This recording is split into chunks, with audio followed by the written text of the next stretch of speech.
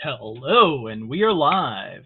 We will shortly be joined by Nomadan from Dynamic Node Builders to talk Upland and all things nodes, something that I know little to noting about. But in the interim, I'm here to entertain you, and I'm just posting to my Discord and to another Discord that I have gone live. I just spent 2 hours speaking French, which I haven't done in a very, very, very, very long time. It was a little challenging, but I mean, I do speak it fluently. Let me just drop this in the two different places that I intend to, and then I will be devoting my full attention to you, my lovely audience, and to my amazing guest, Nomadan, whom I met at Niftopia, who seems like a dope dude. Alright, Streamlover needs to be tagged over here in the online in, and there we go. Well, we're gonna have a grubfish running, guys. Let me get that started for you. Rogue the dog bot is in the chat. If you interact with them. If you're coming from the world of Upland, feel free to let me know in the chat. I'd be very curious to talk to you guys. I know very little about Upland. I have it on my phone.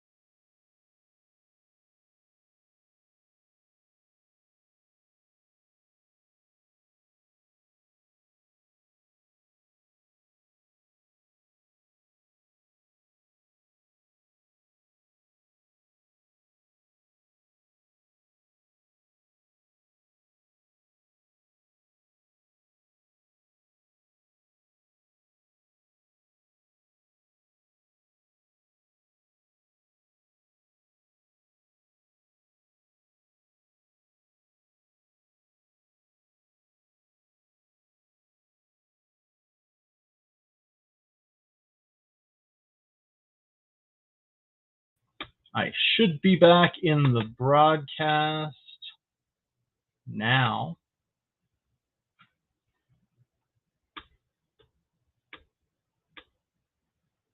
And there we go.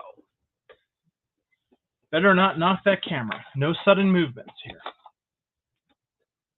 But yeah, if you'd like to get into the Grubfish exclamation play and your Wax Wallet ID will get you in there. In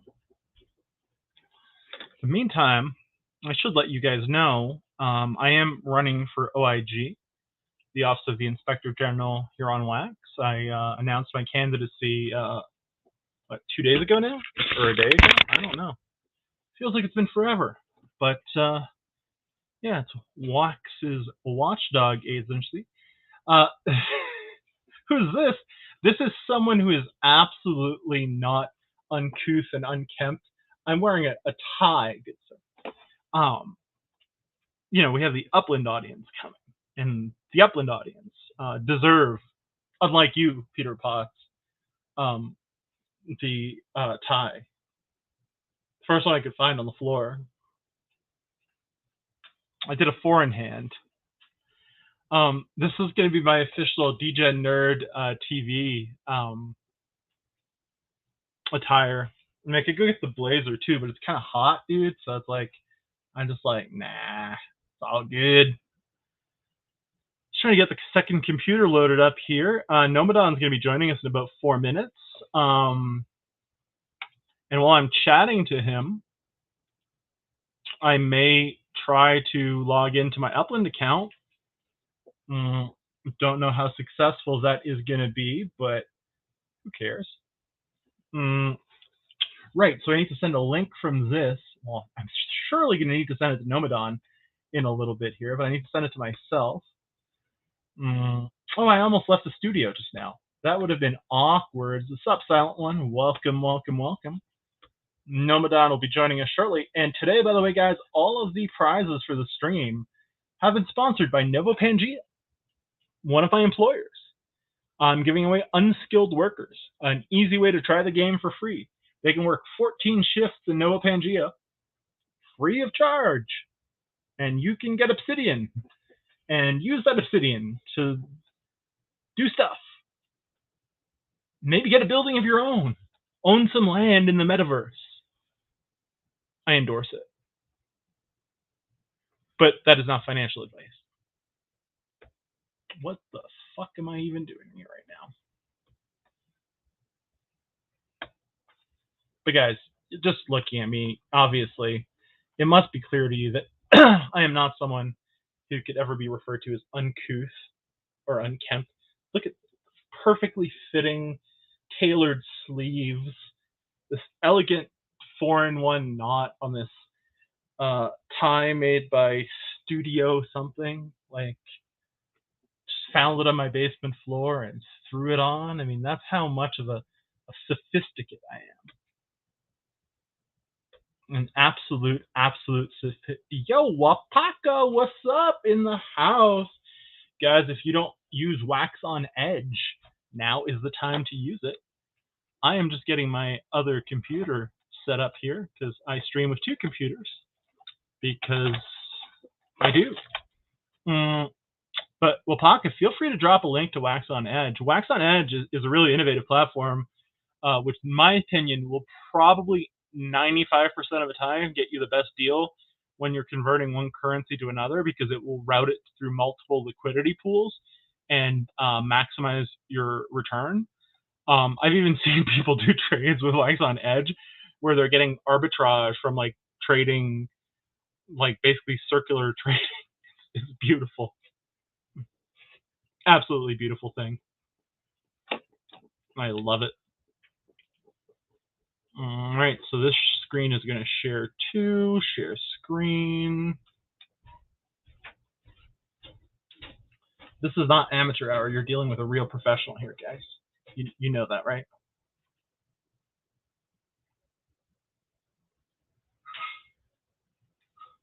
Yes, it is, good sir. Yes, it is. Always dressed to the nines, too. Always dressed to the nines. Yeah, go to Wax on Edge. If you are doing anything trading related on this blockchain, you need to go to Wax on Edge. We do have a Grubfish, guys. I'm about to drop the link to Nomadan. But before that, let's go see what Upland is all about. Like I said, I have a few properties in Upland on my phone. But yeah, it's been a while. It's been a hot second.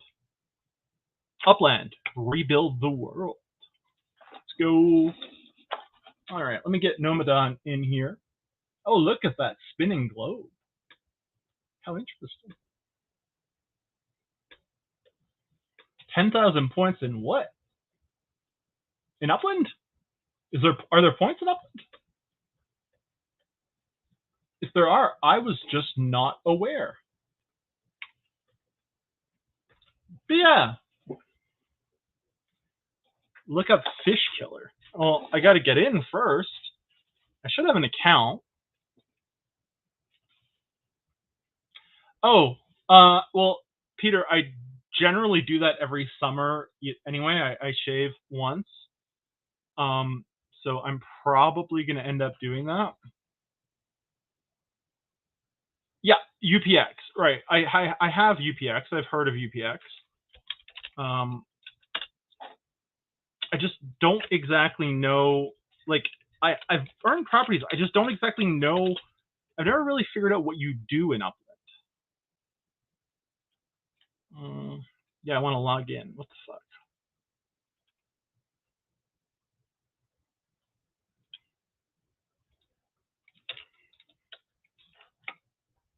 Come on. Yo, Nomadan is here. Nomadan, welcome, good sir. Hello. How are you doing, my friend? Oh, it's been great. Saturday, day off. So why don't we tell chat how we met? So well, we met by NFtopia. Yeah, kind of Um, by accident, right? yep, exactly. We were like just talking around. Like I reached you out saying hi because we actually were on the same banner from NFtopia. Yeah, we were in the same room, and yeah, I was super curious about your booth. We didn't really get to talk much at the time because I was like streaming nonstop over that weekend. But I will tell you something. I know very, very little about Upland. I have it on my phone, and I know that I have a few properties in it. But so why don't you start by maybe telling me, since I presume some of the audience knows, what Upland is and what we do in it. Okay. Well, if we go by the definition of upland, like what is upland, Mm-hmm. basically it started out as property trading game. So that was like the main premise they said when they started out. Since I started in Upland, I've been in Upland a bit over a year. Mm-hmm. And when I started it, it was basically that. But it has been evolving very much.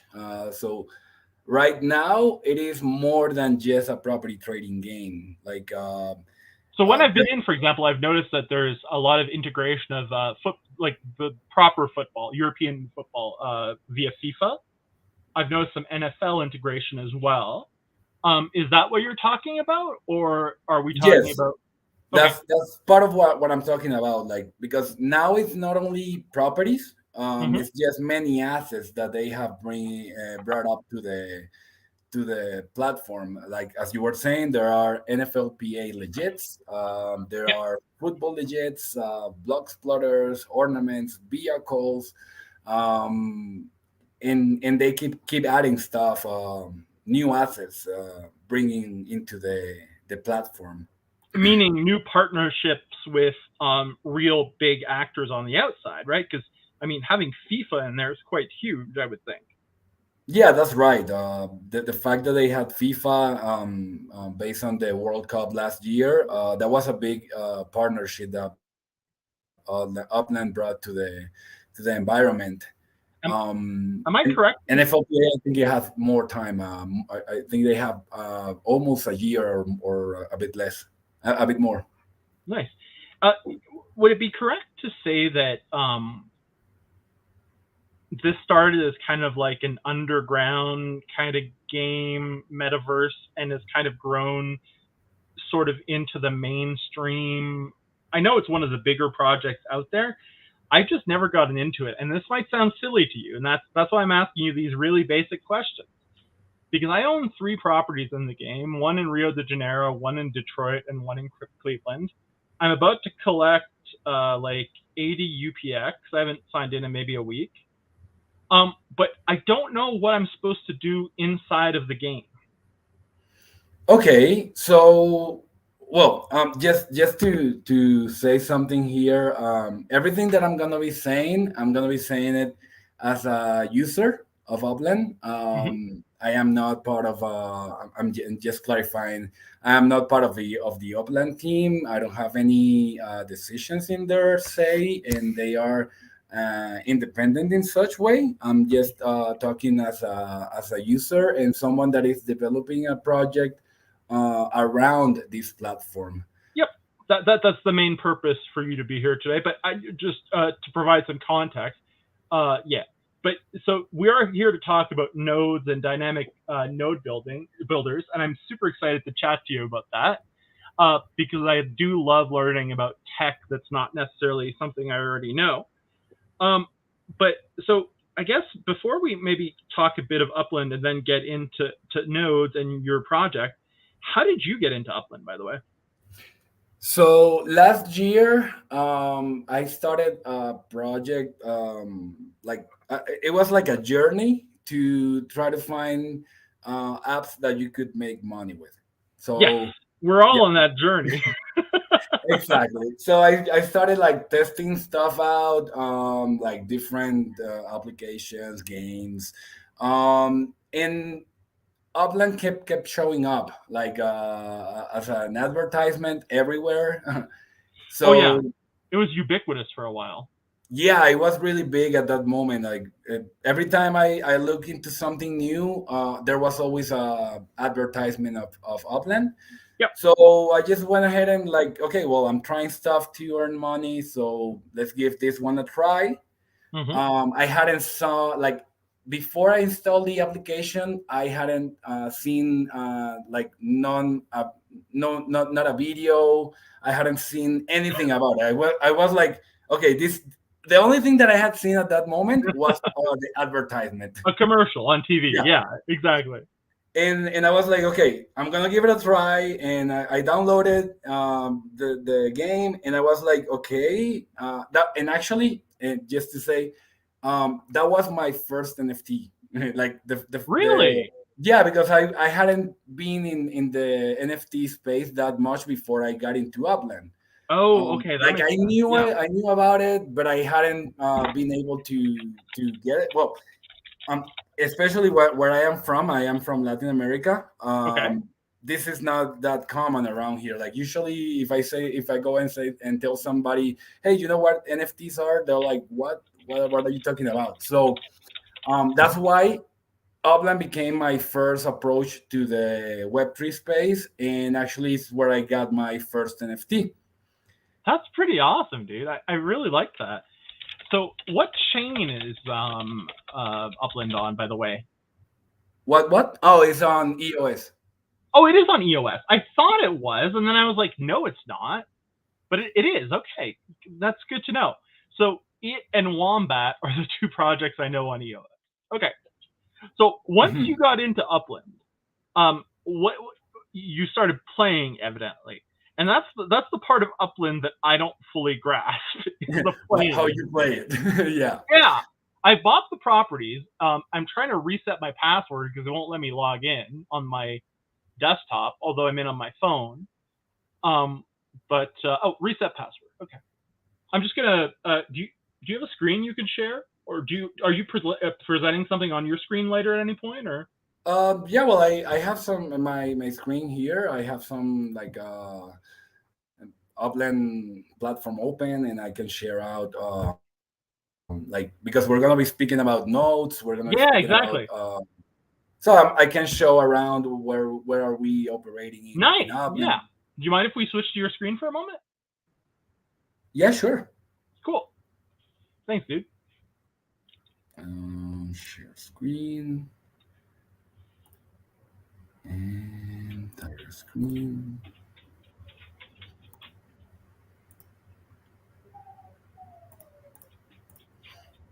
There we go. All right. Oh wow. Okay, so you're already in right now. Yeah, I'm always in Upland. Like I sign in daily. Um, are you able to see the screen well? Well, it keeps kind of cutting off. Are you? Is it your phone that's logged in or your desktop? No, it's my laptop. It keeps showing like. Oh, there we go. The right side of the screen keeps flickering. I've Yeah, never I seen it. see it flickering as well, but I don't know Hmm, why. me neither. Oh, maybe it was just having trouble capturing the signal. It seems to be better now. Oh yeah, it seems better now.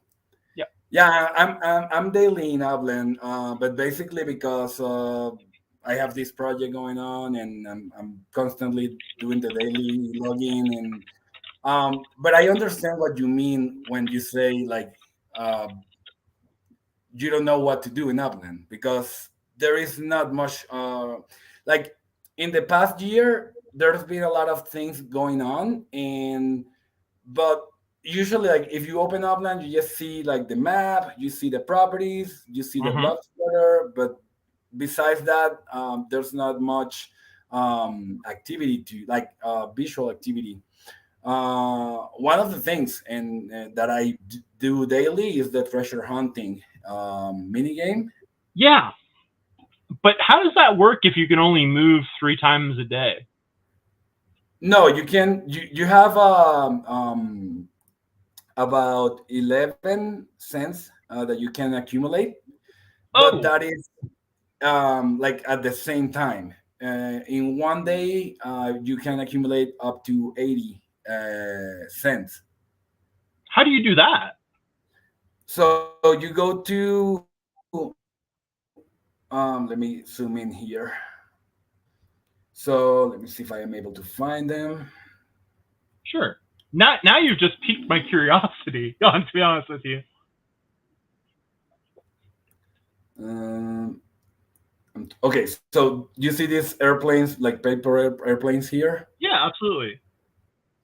Okay, so if you move nearby them and you Yeah. click on it, you're gonna be able to accumulate them in your, I don't know, let's say Sense wallet. Oh, so if you use one of your travels to travel near that, you will get extra travels. Exactly. It's gonna be random, the amount. It can be since 1 to 6. How did I not know this? Okay. And okay, that's really good to know. And how do you play on? You have to find planes. My God, I should have watched a YouTube video about this at some point, but I never did. I just thought like, I'm gonna figure this out myself, and I kind of never did. So that's good to know. And then what are you doing when you follow the treasure hunt in the mini game? So you follow the treasure hunts. You just like you just activate them here in the treasure hunt area. Yep. Okay. You have one free per day, and once Hmm. you like, you're just gonna be looking, clicking on the properties, and if you activate this feature here, treasure. Well, it's not active because I'm not nearby this one. If you Hmm. active that, it's gonna just point you out on where the treasure is. Once you get the Oh, so it's going treasure, to you show just you the direction. yeah, it's gonna show you the directions on where the treasure is located. It can be like you can have different signals. If you're close to it, if you are far away, if you're like more than 10 kilometers. And I actually have like a treasure hunting map that That's I have awesome. done with Google Map. Hmm. So because distances are gonna be like real life distances, so Yes. yeah, it's gonna allow you that possibility to, if you map it up on Google, you're gonna be able to find it here based on the signals that you're getting. Oh, that's so cool. Okay. And Silent One in the chat just sent me a property search, which he said if you use this, you can find planes faster. Oh Oh, yeah, because the there's color. a website, Hmm. but for that you need to have a property in the city that you're doing treasure hunting in. Well, that makes sense. That's very logical. Okay. Okay. So the main mini game on a day-to-day basis, just for people who know nothing about Upland, is Uh-huh. the treasure hunt mini game, right? Exactly. That's Okay. the main activity in Upland day to day. And you win UPX through treasure hunting, or is it other stuff? So you win UPX, and also you're able to win a Spark. Okay, that's my other question about up. Well, I have two more questions before we start talking about dynamic node builders. If that's cool with you. So Spark, Sure.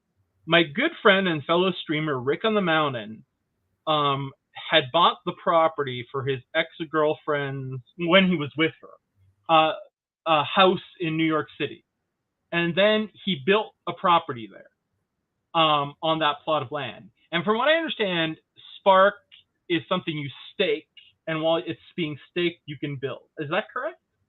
That's correct. You need to well, you need to have a minimum of 0.10 Spark for a small town house. I'm not sure if there's a minimum for a micro house yet. Like I don't have it in mind right now. Sure. Well, once you start out that building, Hmm. you can either like do it yourself, or you can have other people stacking your property, and that will shorten the building time. Why? What would their incentive be to do that? So some people, there's like a website. It's called UPX export Okay. exchange, sorry. Hmm. And they have a business model going on that you can rent out your Spark. Oh, that's cool. Okay. Yeah, and the So that's other like the one, ultimate DeFi. yeah, exactly. And like another reason is to help out a friend or to Yeah. help out somebody in the community. So altruism in that sense. Okay. And I presume sometimes there must be like charity projects in Upland, I guess, right? I don't know. Like for example, what we do, and that is going a little bit into dynamic node builders and what we do. Hmm. We have a spark, something that is called a spark train. So what we do is we set up a couple of spots Okay. for people to go ahead and submit their properties that they want to build, Hmm. and we help them out. Like we, for example, from our group, from the founder team of our group, like that's me and Mesme, we Yep. go ahead and provide a minimum of 3 spark, Oh for wow.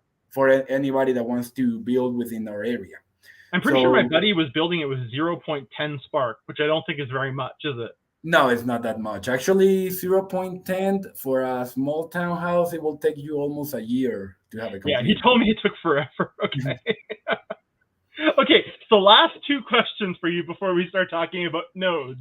And I'm excited to talk about nodes. Um, okay. First of all, how do I get Spark if I want it? Okay, so as we were talking a moment ago, the Yep. first way to get Spark is by doing treasure hunting. That's one way, because you're gonna be Oh, trading your okay. cents for Hmm. treasures, and eventually you will be able to get, like for example, in San Francisco that I am right now. This is a tier Yep. one city. You're able to get a minimum of 0.02 Spark per treasure once you get the reward, and Oh, you can shit. get Opix or you can get Spark. How And the often do other you way, find how often do you find a treasure, if I may ask? so you daily I found about 20 to 25 treasures, Oh, but so you pay for the subsequent treasure hunts, right? In UPX?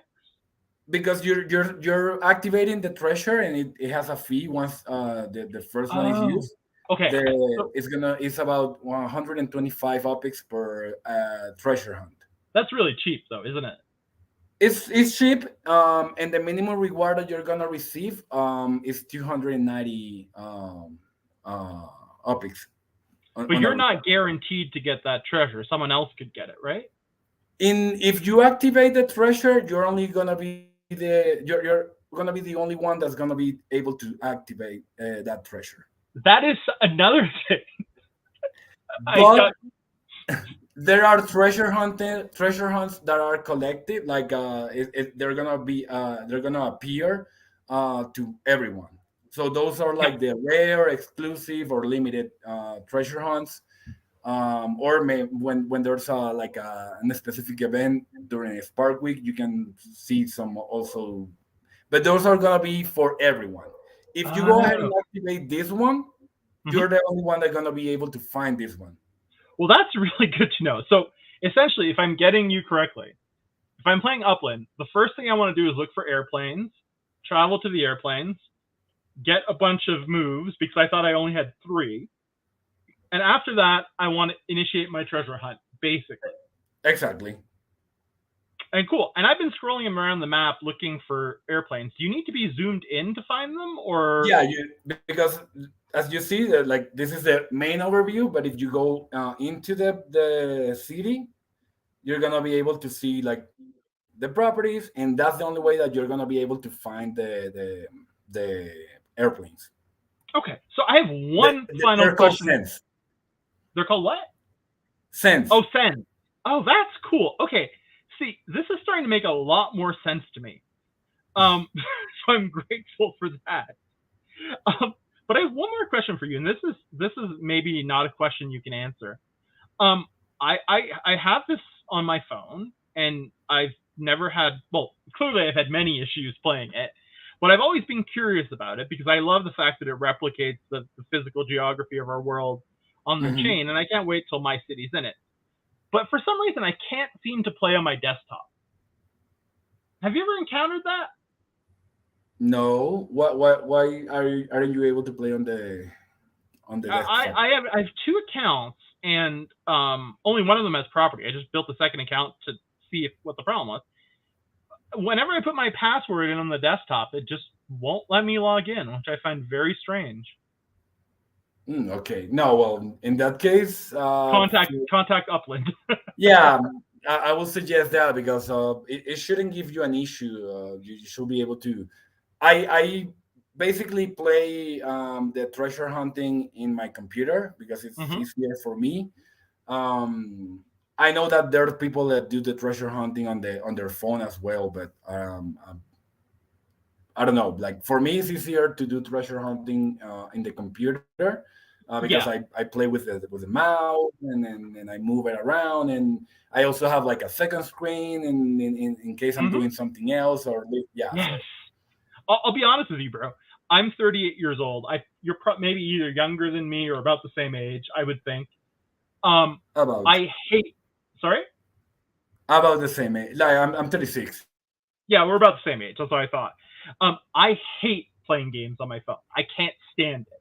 I love playing games on a PC with multiple screens. So I can do something else, just like you said. So You know, the only thing that I play in my phone is Call of Duty Mobile. is what? Call of Duty Mobile. Oh yeah, okay, yeah. No, that makes sense. Yeah. The only game I play on my phone is Football Manager mobile. Okay, There you go. So now this does lead me to one more question. If sure, I sure. Go have it, ahead. Don't worry. if I have it on my phone and I have property on my phone, would it make sense? First of all, am I allowed to? And second of all, would it make sense to make a new account on the computer that I know I can log into, even if I don't have any property in it, and then just like start finding the airplanes, the sends? I mean, sorry. So, well, one of the things that Upland is very like strict about it is like only have one account. Okay, Yeah, I they thought strongly so. suggest you to only have one account. They have this Alcatraz Island for people that have multi account. Okay, I Yeah, and they never have been multi. thrown in jail and stuff. Yeah, I never multi-account anything unless I have the permission of the project, like when I do a giveaway and have to go buy something. That makes total sense. So I probably just need to call their tech support team to figure out what's going on or whatever. Because I even just Yeah, tried to exactly. change. It's the most Oh, yeah. suggested stuff is to have the main account, and it's because like in this era that we're trying to like if we're trying to build our identity among the Web3 space and everything, Mm-hmm. like having one account as your main identity, that's the most suggested thing. Like Oh, that I way, agree. yeah, you're only one person, and that way you don't like because if you have a multi account that gives you like special superpowers Yep. or It something it that it allows you to cheat the system. it basically violates the principles of Web3, I'd say. Exactly. Yeah, it Yeah. does. I mean the spirit of it. And I don't know if you're. I mean, I get the feeling this is what you're alluding to. I don't know if we're going to talk about the same concept. But are you talking kind of about the notion of sovereign digital identity? I'm sorry. Are you talking about the idea of like digital sovereignty? That it's a concept that me and my good friend 6-Bit Glitch, the programmer head dev at Tourist Station, use to refer to the notion that one of the beauties of the Web3 space is that it's a space where we should, and I say should, be able to engage in kind of unfettered free expression about who we want to be, what we want to be, or what we aspire to be. So we construct ourselves in a way that reflects that. Is that kind of what you're alluding to as well? Yeah, that's what I was mentioning about. Yeah. Okay, cool. Yeah. No, I thought we were saying the same thing. I just wanted to make sure because I come from an academic background, like so I tend to be very jargony, unfortunately, sometimes. Okay. So yeah. What I'd like to do, if it's okay with you, is I'd like to run a grubfish, and then I'd like to start chatting about dynamic node builders. Is that cool with Sure, you? sure. Yeah, So it's great. just as context, I work for Nova Pangea. I'm the head of lore over there. Um, for some reason we've noticed that a lot of Upland players like our game. We have like a lot of our like players, like I'd say more than half, are big Upland fans. So because there's a crossover there, and we developed this new thing, which is called the unskilled worker as opposed to the skilled worker. Gil Creati, the founder of the game, gave me a ton of unskilled workers to give away. So I'm going to give some away via the Grubfish. And if you're coming from Upland and you're interested in trying Nova Pangea for free, just hit me up. I'll drop my. Actually, you can actually just join the Nova Pangea Discord and say Prime Rogue sent you, and someone will help you. But I'll also be giving some away today. So if you want to get into the Grubfish, it's exclamation play and your Waxwell ID. I'm going to go back to my screen and I'm going to run it in about 30 seconds to give you guys time to get in there. And then we're going to go back to Nomadan and we are going to chat about nodes. And I'm really excited because I do dev streams and tech streams on here a bit. Just so you know, Nomadan, I'm a beginner coder. Like I'm in my second game jam right now. Oh, cool. But I'm really, really enjoying it. So I'm really glad to have you here because I'm super curious about nodes actually these days. Nodes and block producers and all that jazz. So I can't wait to talk about what you are doing. But yeah, let's run this Grubfish. Let's give a prize. What's your favorite number between 1 and 7, Nomadan? Let's say 5. So let's give a prize to third and fifth place. Third and fifth place get a prize. Do what you want to get there. You can explode. You can try to not explode. You can do whatever you want. So here we go. Good luck.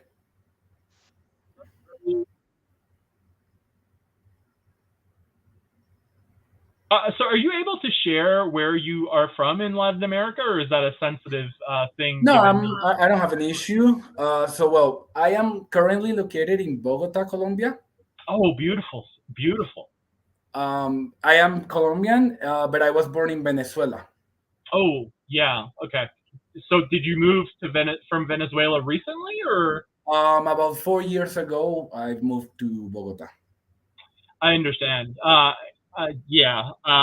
It's really strange. My Amazon driver in Montreal was a well, I hate the term, but we use the term refugee because he was politically persecuted in the context of the hyperinflation that's occurring there, and yeah, he came to Canada, and his wife is still there, and he's going to get her here soon, but it's taking way too long, in my opinion. But Kraknaknork and Wapaka, you get some unskilled workers from our good friends over at Nova Pangea. And I'm going to send the screen back to you, good sir Nomadan. Okay. And let's talk about what a node in Upland is. I do know that, but I want to know what a dynamic node is too. So why don't you just kind of tell us a bit about your project and how it got started? Okay, so well, you were asking me before like how I got in Upland, and I already mentioned you like how why I joined it.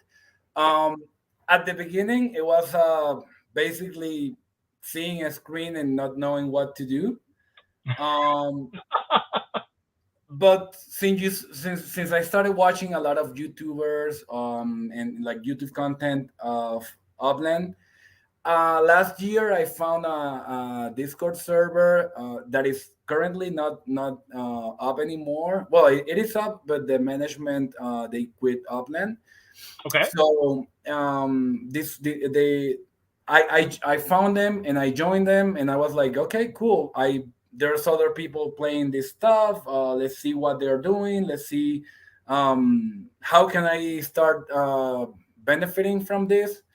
And that's when it started getting interesting, because it is a game that, since you're not seeing a lot of stuff in the screen, if you're not seeing a lot of movement around, then the game comes up in the form of engaging with a community.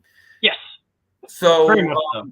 yeah, when I found that community, I started like talking to people and like interacting more day to day. Um, that group, they had this node Sunrise as one of their sanctioned nodes, and Okay. there was another one in Queens, in Hollis, is the neighborhood. So is this node how could I put this? Is this node geographically, like, does it need to be placed in a specific physical space, or does it need to So be placed? Sorry. okay, so nodes in Upland are neighborhoods, Yeah. neighborhoods that come together. Okay. Okay, so in these neighborhoods, they are set up by the Upland team. When they Okay. do a launch on a city, Hmm. um, it's divided in different neighborhoods. Yeah, that makes total sense. So basically, a node is a neighborhood that some group of users decided to develop. Oh, okay.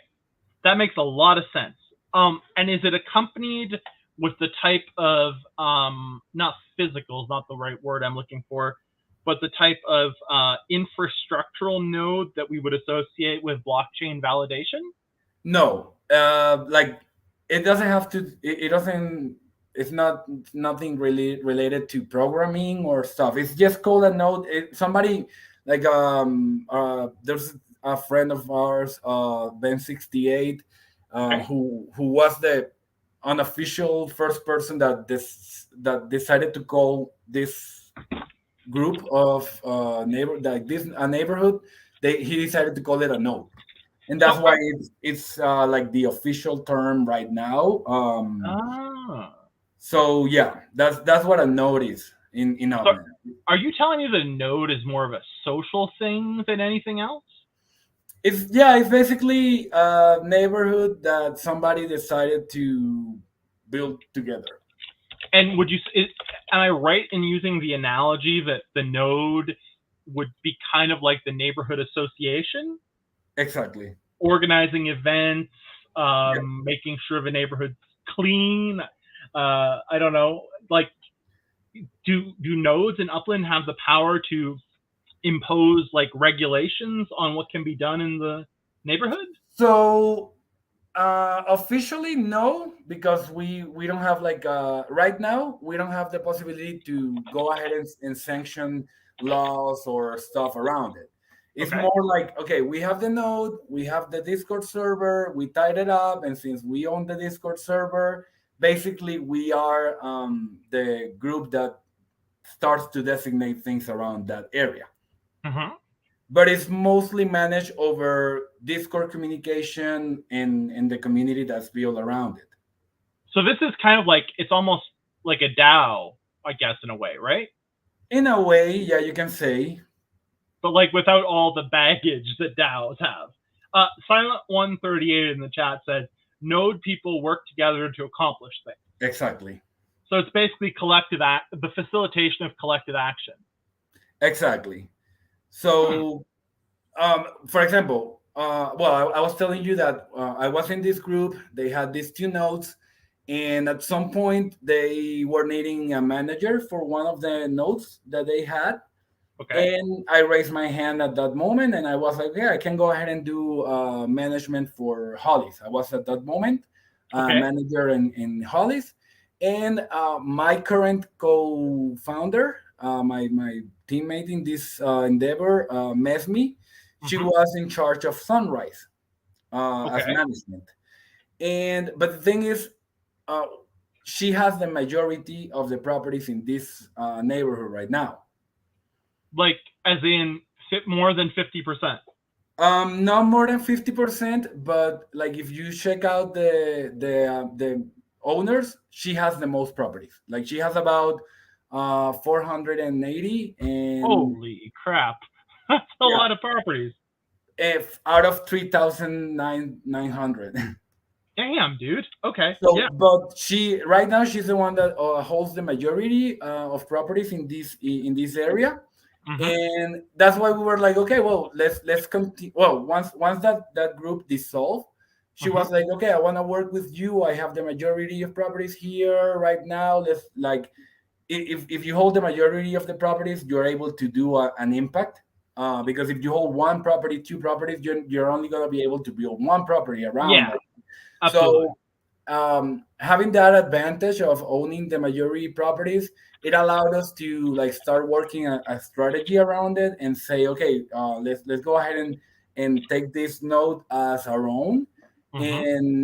And we started doing like reaching out people. Hey, we're starting this group here. We have this server. If you have properties here, come join the server and let's work out together. Hmm. And that's how dynamic node builders started. Um, so it is a really, really young project because we started organizing ourselves together in the way of DMB early this year. Okay. Around January, that's when the other groups started dissolving in December, and Well, by if I may ask January. you as context, what do you think the reason for these dissolutions was? Well, in that case, it's because the management of that group was not. They started saying like, I cannot put time into it. I'm gonna. Oh, okay. So it Yeah. wasn't about any beef within the Upland world or anything like that, really. No, no, it was just basically personal choices. Because Yeah.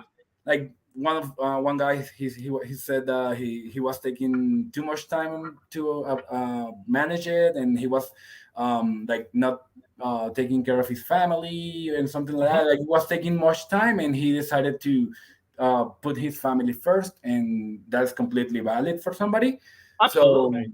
yeah, Yeah. that's why. And the other one started working somewhere else, and it was like less time to dedicate to the server, and that's what happened with him. Oh, okay. That's super interesting because when I hear you say dissolved, I think of like projects on wax, and I think of either some ridiculous internal beef over nothing, or so. Would you say Upland has a harmonious community for the most part? I believe it has a harmonious community. Most of the people that I have reached out, that I have known around, Hmm. everybody's like willing to help. Everybody's like looking to um, answer questions, let you know what they're doing or what they want to do. So yeah, I believe there's a very good community within Upland. That's great to hear. I love that. Community, I think, is the key to any blockchain game to sustaining it. So right now, and before we continue talking about dynamic nodes, is Upland's user base in a growth trajectory or like static, or where would you say it stands right now? I believe it's continuously increasing numbers. Like Nice. people, yeah. I wouldn't like. I don't have like a tracking No, measurement no, right I, now I to understand. I was know. just asking for your general impression. But this General this impression, I believe this is the not game. a court of law. You don't need to. It's okay, dude. Okay. That's awesome. And then Buenos Aires launched, London launched, Yeah, and Birmingham. Birmingham is Berlin launching now. I think. Berlin, they said it's gonna be the next one. It's gonna be next Friday release. Nice. And there's something else going on this week too. Genesis week, right? Genesis Week, yeah. Genesis Week is starting on 5th. Okay. And do can you share with us what that is? Just because So this is mostly. I'll be honest with you. This is mostly a wax crowd. That's the aside from my own ignorance. I'm Mhm. also asking you this. Because at the same time as I want to promote your project, I also want to promote the game that's associated with it. If that makes sense. Yeah, no, and as I was mentioning you like of cameras earlier, Hmm. like I couldn't speak about our project without speaking about Upland, and I couldn't speak about like Upland without speaking about my project because my project is based on Upland, so Yeah. we need to go over it. Yeah, that makes complete sense. Yeah, dude. I totally get that. Absolutely. So Genesis Week Yeah. is just that it's an event that Upland team runs every year, and it's just the anniversary of Upland launch. That makes a lot of sense. So I guess there are special promotions, special treasure hunts, collectibles, stuff like that. Yeah, but the main thing is a live event in Las Vegas. Oh, wow. Okay. I Yeah. guess it's pretty expensive, right? Actually, the entrance to the event is around $80. Well, that's really not bad for a Web3 event. No, it's actually very cheap, like accessible for everyone. It's just that, like for example, you need to pay your trip, your expenses. That's when That's the it's issue, of course. that's Yeah. the that's when it becomes expensive. Yeah, 100%. Gotcha. So they have live events. They're gonna do the launch. Yeah, the Berlin is next. As Boss King is asking, Hmm. and it's gonna be live. They're gonna be doing the live launch in Genesis Week in Las Vegas. Nice. So people are going to be like rushing to claim property, right? Well, every city release is like that. Like Okay. last city release that I participated was in the London one. Hmm. And I was able to get two properties within the stress test. Wow. And when they did the official launch, I was able to get three properties. So you have five in total in London. Well, I sold some of those properties at the moment, Hmm. made a very good profit on them. Yeah. Well, what actually encourages people to buy certain properties? So on a city release, it's just the FOMO of the city release launch. Yeah. Okay. Besides that, it's just like you see somebody developing an area. Like for example, in my case, Hmm. when I started seeing that, when I joined this other group in Hollis, I was like, oh well, I have some properties in Hollis. Actually, there were my first properties that I got in Upland, Hmm. because the city that I started in was in Queens. Okay. And then when I found that group, I was like, okay, well, I'm gonna sell everything else that I got, and I'm gonna put it into that area, because if I'm gonna start working in developing that area, makes Hmm. sense that I have properties in that area. Yeah. That makes total sense. That makes So 100% sense. also when you see a YouTuber or an influencer saying, hey, we're gonna start a node here, we're gonna start developing this area, that's something that drives you to get properties somewhere, where they're saying. So it's basically, where you see movement, or where you see something that's gonna be growing, or where you see people working together. That is an indicator that you should get properties around that, because otherwise you're just, or in case you are gonna go ahead and start your own development. Because if you're gonna start your own Oh. development, you can go ahead and say, yeah, I'm gonna go and get properties in this area that nobody cares about, and I'm gonna bring it up together.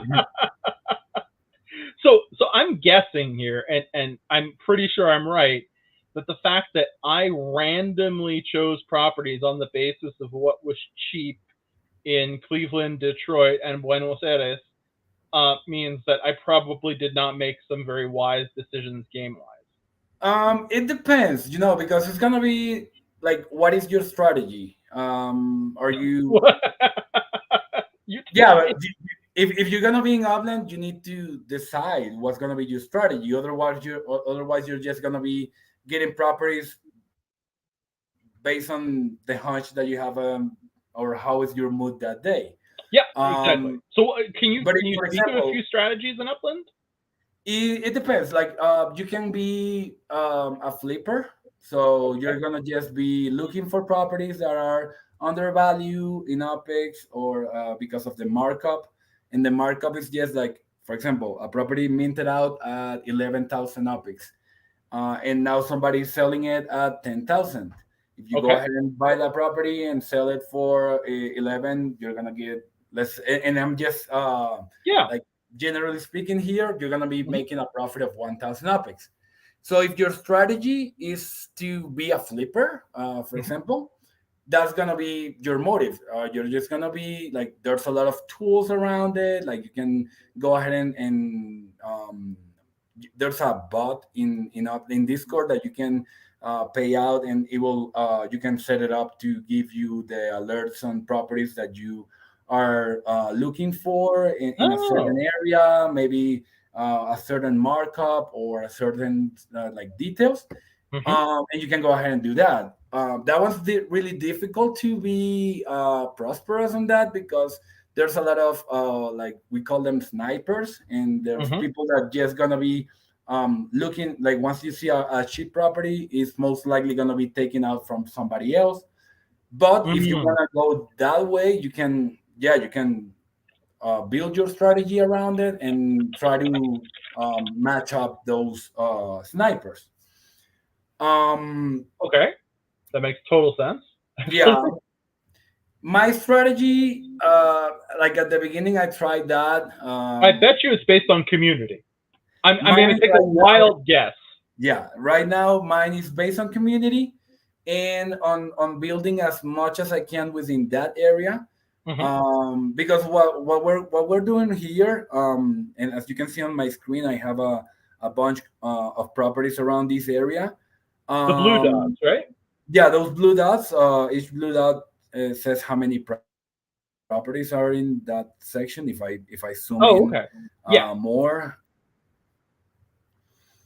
Oh, wow. Okay, so you do have some concentrated ownership, and the greens are for yeah. sale, but I'm guessing the prices are not to your liking right now. Um, it depends. Like you can find good deals around this area. Hmm. But it's just you just have to be on the lookout. For example, if you're gonna be maybe trying to work around an area, then you're gonna be Yeah. wanting to set up your bot or your alerts based on this area in particular. Otherwise, Yeah. it's gonna be popping out things everywhere. But I'm focusing here, so I'm gonna want I want to have alerts of if somebody around this area puts a property for a good price or something, I'm gonna be Hmm. taking it because I'm looking to grow around this area here. That makes total sense. Yeah, I totally get that now that you've given me the concept of the node. Okay, so now I'm completely getting this. Okay, well, no, sorry, not completely, but I'm okay. I'm comfortable now. Okay. So yeah, basically my strategy right now is we me and my partner um try to get as much as possible, develop as much as possible. And once we have a certain amount, we're gonna be using these properties. Our intention here is we're building all of these properties here. So Hmm. these properties, I don't know if you are aware, you're able to set up your home address in the metaverse. Wait, say that again. You're able to set up your home address, Um, in the sense your that you're residence, like like your actual physical house. no, it's gonna be your address. Oh, your main house in Upland. You mean your main So property? if you see here, it says Hmm. Upland Home.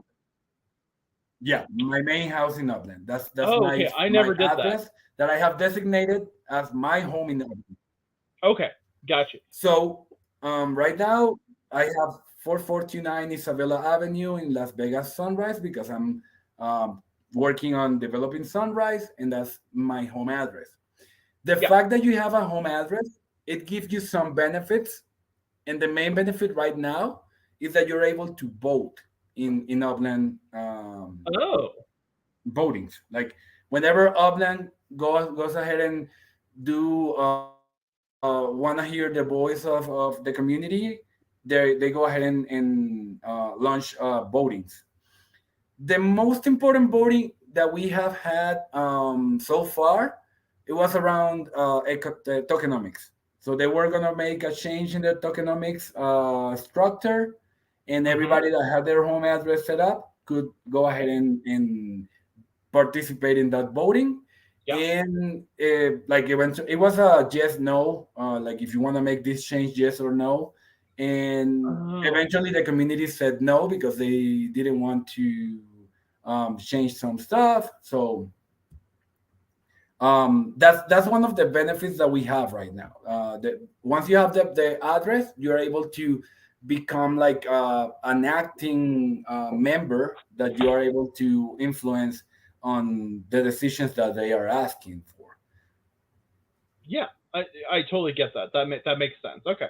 So what we're gonna do is like we're building all of these small townhouses here. Hmm. And what we want to do in the near future is we're gonna do like an NFT collection um, Oh, okay. to give away these properties. Wait, say this again? We want to do an NFT collection, Yeah. and the people that gets our NFTs, we're gonna be giving them a property. Oh, So okay. they So can, you're going to be selling the NFTs, I hope, right? yeah, exactly. Okay, I thought you were saying giving them away, and I was like, "That's what?" No, no, no. Sell it. Like we're gonna be giving away the property to anyone who gets So our basically, you're creating a second tier for the property by associating it with an NFT. exactly something like that. Is that going to be on EOS or is it going to be on another chain? Well, so this project is really new. Yeah, Right yeah, now, yeah. we're on the phase of building the structures. Mhm. Um, I don't know. Maybe we can talk about that later, and you can give me some guidance on how we can do that. Right. Well, It could be on yeah, maybe it could be on wax, or it could be on something, but it's an idea we have right now. it's a cool And idea. right now we're just building the structures to have that ready, and once we have that ready, we're gonna be launching that on another blockchain. So if you're not there yet, it's fine to not answer this question. I'm just curious. Uh, are you going to be doing this manually or via a smart contract that would somehow delegate property rights to the virtual property based on So ownership of the NFT? in an ideal world, it will be a smart contract. Yeah, Yeah, but but smart yeah, contract devs are very expensive and need to know C sharp. yeah. So that's what part of the things we're working on, and see what is the best option for us to do Well, that. it probably depends on volume in the first instance, right? Yep. Well, I wouldn't like. I don't know. I'm not that technical guy. Oh, Like me I do neither. know some stuff, and in this project, mostly what I do is everything. but yeah, there are things that are a little bit out of my full knowledge, No, of and course, of course, of course, man. Yeah, yeah. I totally get that. I mean, the fact that you're trying to build and sustain community, I think, is the most important part of what you're doing. Because, again, any project lives or dies by its community, I would say. Um, and in that respect, it is the NFT mapping though is not the dynamic node, is it? I'm sorry. The mapping of the NFTs onto the metaversal space of Upland. Is that Uh-huh. what the concept of the dynamic node is? Yeah, well, the name of the project, Dynamic Node Builders, Mm-hmm. came like we're gonna be developing nodes as fast as we can. So we're just trying to Oh, be efficient, as efficient as possible. I And like so that. yeah, we're trying to be dynamic node builders. Okay, no, no. Again, I came into this not knowing what a node was. Uh-huh. Now I know that when you're saying dynamic, it's really kind of just like we're going to go here, we're going to go here, we're going to go here, and we can do this, and we can help you build communities. Is that essentially? Exactly. And our first development area is Sunrise, this area here. So Ah, in the future, once we are able to successfully launch all of our plans here, hmm, the idea is to start developing other areas or other places that we are gonna designate in the future. In the future. that's a great idea. So, what kind of gave you this idea in the first place? I mean, aside from the fact that these other groups were dissolving, like this is like a pretty unique idea to map them onto NFTs because they're already are they already NFTs in a way? Yeah, they are already in like each one of these properties here. If you click on them Mm-hmm. and you come here, just check the title, and you're able Okay, to see the blockchain that would be on information. EOS on blocks. Okay, Yeah. yeah, gotcha. Boulder is asking sunrise in what city? And that's San Francisco, right? No, it's in Las Vegas. Oh, I'm sorry, Las Vegas, right? My bad. Yeah, but you also have property in San Francisco. You were saying, I believe, right? Well, I was in San Francisco because I went there recently. I reached the director status, Yeah, I saw and that. What does that mean? okay, so status in Upland. So you have the director status is once you reach 1 million Apex net worth. Oh shit. Okay, I'm an Uplander and I have like not nearly that much. So yeah, first we have the visitor status that's below 10,000 Apex Okay. net worth. Mm-hmm. Once you reach 10,000, you get the Uplander status. Yeah. And in that one, you like in visitor, you need to renew an Upland visa, like so Yes, you can. I remember doing that once. Yeah. Mhm. But once you reach Uplander, you're able to. That's when you create the EOS account Mm-hmm. because that is the main requirement. I'm sorry. And that's when you have actual true ownership from your assets. Because if you are a visitor and you need to renew your visa, Right. your assets are not actually yours because you don't like they are yours because they are on your account, but you Yeah. are on a visitor visa.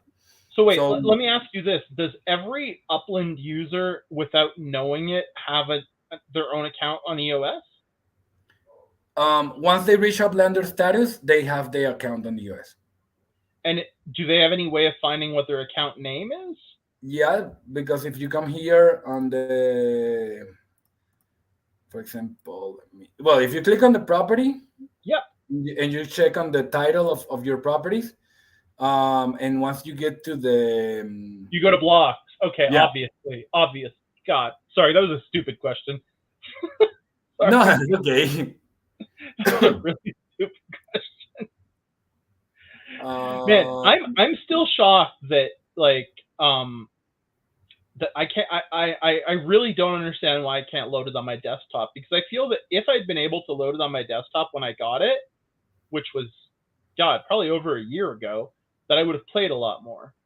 So if this is just like some bug that's affecting me, maybe due to my firewall or my antivirus, I'm going to be very annoyed because I was okay, super excited when I first saw this. And what you're telling me is super exciting in as much as like you're actually trying to mobilize people like I guess living around the globe into these virtual communities that are then being remapped onto the physical geography of the world. Is that kind of am I kind of yeah, right there? it's kind of like that, yeah. So is that the Upland dream, so to speak? I believe so because having the possibility to well, for example, for me, like I live in South America. The Yeah. and my hometown is in Venezuela. Yes. So for me, like having the possibility of even dreaming to have my city launch here in the metaverse is Mm-hmm. ridiculous. Like it's gonna take a while, and there's gonna be launching many cities before I even get my hometown from my main country. Are you from So for Caracas me, or well, I was born in Caracas, yes. okay? So um like having that for me the fact that it's tied to a physical address, like yeah, I don't care that much because my city is not going to be there. But of course, if you live in United States, if you live in like a more developed country, Yeah. then you're gonna have the possibility to have your property there, and the fact that you have the property where you live in, also you have it in the metaverse, is something important, and it's achievable, and something that means to somebody. Right. So So this. Oh, sorry. Go ahead, please. yeah, just to complete that idea, Mm-hmm. I believe that the intention of Upland was that, like, hey, you can have your property in the metaverse, your same address as your home address in the physical world, and tying that up. But for someone like me, Mm-hmm. it doesn't make much sense, and I'm just gonna go and try to make something around the virtual ones because the physical doesn't matter to me that much. Okay. So some people, I'm referring to someone from a project I was formerly involved with, owned, I don't know if it was Grand Central Station or just some ridiculously expensive property that they presumably, well, I don't remember how much they paid for it, but they paid quite a bit of money for it. Um, is that a flex, or can you actually derive meaningful income from owning a high value property like that? Well, if you have a proper, like, the yield is gonna come based on the UP square that you have. So if You you actually mean, have a oh, big in terms of the property, size of the property? Okay. yeah, the size of the property. If you're Hmm. gonna, if you have a big property, it's gonna give you more yield. I don't know if exactly the landmarks, because they do go ahead and launch landmarks, like maybe areas that, for example, in New York, the Flatiron Building, the Trump Yep. Tower. Um, I'm not 100% sure that they're actually gonna be giving you more yield. I think that depending on the property and the size, it will give you more yield, Hmm. but it's more like the significant value of having the property that in real life is important. Right. So That in a way, it's a bit of a flex, right? I guess. uh-huh. Okay. Okay. Just trying to Now understand. Yeah. there are properties, for example, the terminals in each city or a train station. Those properties have more value because they're gonna be properties that are gonna be more that are gonna get more visits. Like if you have a terminal and you're gonna be sending and you're gonna be having people using a terminal to move from one city to another, that's gonna give more value to that property because it's more it has more traffic going through it. Absolutely. Just let me interrupt you here for a sec. Athena, thank you so much for the raid. Much appreciated. And it's a Galaxy Dust raid, which is a project that I have been playing and promoting for a long time. Hey, anyone coming is welcome to join the Rogue Dusters Guild. Hola, mi amigos español. Mi español es no muy bueno. Gracias por los red y gracias por los comunidades del Galaxy Dust. Las Gracias. comunidades. Yeah, my Spanish is quite bad, but I speak fluent French. Yeah, Tranquilo, I've heard tranquilo. you. I've heard you. Hola, bienvenidos a todos. Yo sí, pues hablo español nativo. Yo soy venezolano colombiano, por si acaso, pues aquí cualquier cosa, cualquier duda que tengan, pues me pueden buscar y podemos hablar y les podemos aclarar lo que necesiten. Awesome. Yeah, just to give you a bit of context, and I'll drop the link in the chat. It's a free to play game, guys. Chat. I've demoed it a few times. I'm actually doing a full demo of it this week again. Sosori's been on here 3 times. But if you want to go check it out, it's right here at galaxydustnft.io. It's completely free to play. You can expand your fleet and whatnot, but it's a space exploration game where you're essentially exploring different galaxy clusters and star systems. And if you're mining resources, but if you're one of the first ones to land in a given cluster and discover the star, you can get crypto that they've buried there. You can get a lot of things. So it's a really fun game. And if you do join and aren't already playing, join my guild, the Rogue Dusters. And gracias, Latina. Gracias. Sorry about that. No, it's okay. Don't worry. I was not expecting a raid, to be honest with you, but the Galaxy Dust Familia is really, really awesome. Cool. So So as we were saying, sorry, my train of thought got cut off. Um, okay, so basically, yeah, those are the incentives for property ownership, especially if someone's going to whale in and potentially flex in on a big property. That makes a lot of sense to me. Now, you said something else that really caught my ear, and I found it interesting. You said that basically they're it seems like they're focusing on developing on implementing more developed countries first. Now, Yeah, with it many seems. blockchain games, I've seen that there's a player base that's kind of truly international in nature. Um, and Johnny Lazila, this is Upland, which is a game on mobile and on EOS. But in terms of this focus on the developed world, is there any controversy in the Upland community regarding the notion that perhaps they should be more egalitarian in terms of the communities they roll out next? So, well, and that is like that was my opinion on that because of my status. But as you see, they have launched cities in South America already. Yes, So we have Buenos Aires, and Rio. yeah, and Rio and Sao Paulo. Oh, okay. So in that sense, is that like kind of satisfying for the community? Yeah, well, for me, it made me think, okay, well, maybe there's gonna be a possibility for new cities, such as Colombian cities or Chile, or I don't know. So it's opening up. They're opening up to other cities, and I think that's something very valuable for the people around the world. It's something that has increased the amount of users as well, Oh, because for example,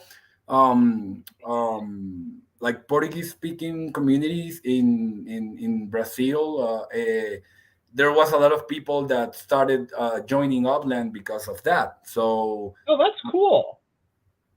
yeah, And do you there's a think lot of some of these? Sorry, go ahead. influencers and YouTubers that they started promoting it when once they say, hey, they're well, of course in Portuguese, Yeah, yeah, um, of course. saying like, hey, they're gonna open this city, they're gonna open our area, get your like your physical address in the metaverse, and like it's something that has been getting a lot of people in. So Nice. yeah. And do you think that earning in UPX can actually generate like meaningful supplementary income for someone, either in the developed or the developing world? So I know that there are a lot of artists that Hmm. have started like their own businesses, because one of the things you can actually do with these properties here is that you can submit meta ventures. Meta ventures are stores that Upland Okay. community, like the Upland team, has allowed Hmm. users to apply for. For example, I have one here. Is this one, Oh, and it's what do you called sell? DMB Sunrise Stars, and it is a meta venture for block explorers. Block explorers are the like the main The moving ship. little Yeah, mine's a doggy, a dog. Yeah. yeah. Your let's say your moving piece. Hmm. So Kind of like a you chess can piece. Yeah, yeah. go ahead and purchase one of these, um, and there are many type of meta ventures. We have the block explorers, we have the Hmm. NFLPA legits, there are the FIFA ones. Yes, the FIFA. I During the know. World Cup, I know during the World Cup, I know there was a lot of people that made money with this type of stores, because these stores allow, like, I can have this store and I can submit the ones that I have, Hmm. but I can also allow sub merchants. So if you have a Oh, block explorer and you want to sell it out, you can put it mhm. up for sale in my store, and once it sells, I'm gonna get a commission. Yes. And these block explorers for sale that are for sale in your store, are they all creations that either you or an artist you're working with came up with, or are they Right from now, Upland? the ones that I have on display are Upland, like all of these block explorers are from Upland. Like this one, they launched it on Saint St. Patrick's Patrick's Day. Day. Hmm. Yeah, this one was like a New Year's 2022 memorial. These were like gnomes. It was an event they had Those are last year. cool.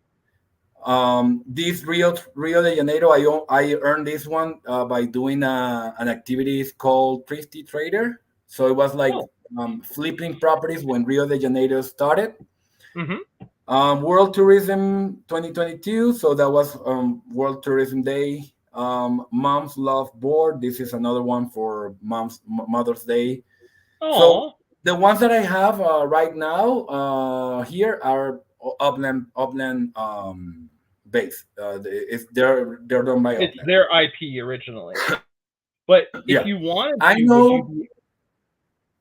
Go I ahead, know sir. some users they have like you can create a block explorer in another blockchain, Hmm. and there is an NFT portal that Upland has, and you can import your assets from other blockchains. That way, you Oh, can go ahead and do that. Another thing that is being done, and I don't know if you know this artist Jackie Sai. yeah, yeah, yeah. Okay, so Jackie Sai, he started a business in Upland, and what you go ahead and you do is you build a factory, Okay. such as, let me see if I'm able to find one here. I know we have a factory around this area. Um, let me see if I'm able to find it. Oh, this one. So this building right here that you see Hmm. here, Yeah. this is uh like this is a factory. Oh, actually, this was a showroom. Yeah, yeah. I'm not able to find one. But what you do is you build a factory, and in those factories, you can submit an application for Upland to approve you the factory usage, and then you go ahead and start submitting your designs from like your 3D designs. Hmm. In this case, Jackie Sai, he started submitting his designs, and you go ahead. He went ahead and sold them on another store. So you Oh, can cool. start building that business of Hmm. having the factory, the showroom, and the store, so you can start displaying your stuff and selling, creating your your assets. How big is the cut that Upland takes? I don't have that answer right now Okay. because I don't have I don't have a factory running. Oh, I see.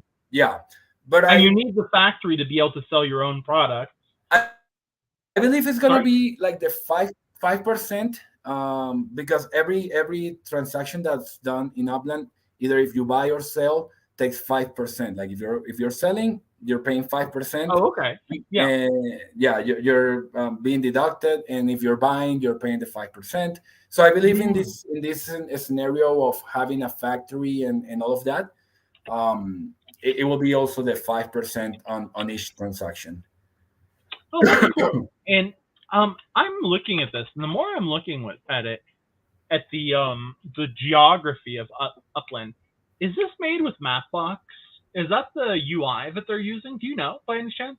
I wouldn't know for sure. That's something. Yeah, they don't go ahead and reveal how they map this stuff. I'm not sure. Either they have an internal one or they're using Mapbox because this looks just like Mapbox, especially given that you can raise like change the view angle and have the buildings raised or flattened. Um, yeah. Uh, I think now would be a good time for a grub fish. So guys Yep. in the chat, exclamation play wax wallet ID to get in. And as I was mentioning earlier, and after this we can get back to talking about dynamic nodes because you're giving me more and more questions to ask you the more you talk about them. And by the way, if there's something you want to steer the conversation towards, um, please, I don't know everything you're doing, so please feel free to bring up any subject, of course. Um, Okay. Okay. No, it's okay. I think we're going fine because we're talking about everything around in Upland, and if Nice, I talk about Upland, I'm talking about my project somehow. nice. So yeah, don't worry. Yeah, it's just because since I know less about Upland than most of the projects I have on here, I just want to make sure you can, share every piece of information you want to get out there. Is kind of what I'm trying to to, Okay. to share. But I just want to say, for those of you who've joined us since the beginning, since we've basically tripled since I ran the last Grubfish, if you, we've noticed I work for Novo Pangea as head of lore, and we've noticed that a ton of our players came from Upland. Um, so if you are interested in Novo Pangea and have not yet played it, you can go to the Discord, which I'm putting the link in right here, and basically tag either Franklin or Yocriati and be like, Prime Rogue sent you. Um, and they might hook you up with something to get started. And because we just created this thing called the unskilled worker, I'm just going to switch to my screen really quick. The unskilled worker is basically like a free to play asset whereby instead of getting a worker that costs X amount of wax that lasts forever, this is a worker that can work in any of the 6 realms, and that can only be used 14 times. Once you stake him in the game, it's no longer transferable because we don't want people selling them with one shift left. So it's kind of just holy crap! Someone sold one for 750 wax. That's ridiculous. It must have been a mint one or something. Sorry. But yeah, so I'm going to be giving these out in the Grubfish. Yeah, we just want people to try the game, and if they like it, they can get into it. If they don't, that's cool too. But yeah, guys, exclamation play Waxwell ID. If you're not in, there are 23 of you in here, but only 7 of you in the Grubfish right now. So you might want to join. I'll give you about 30 more seconds.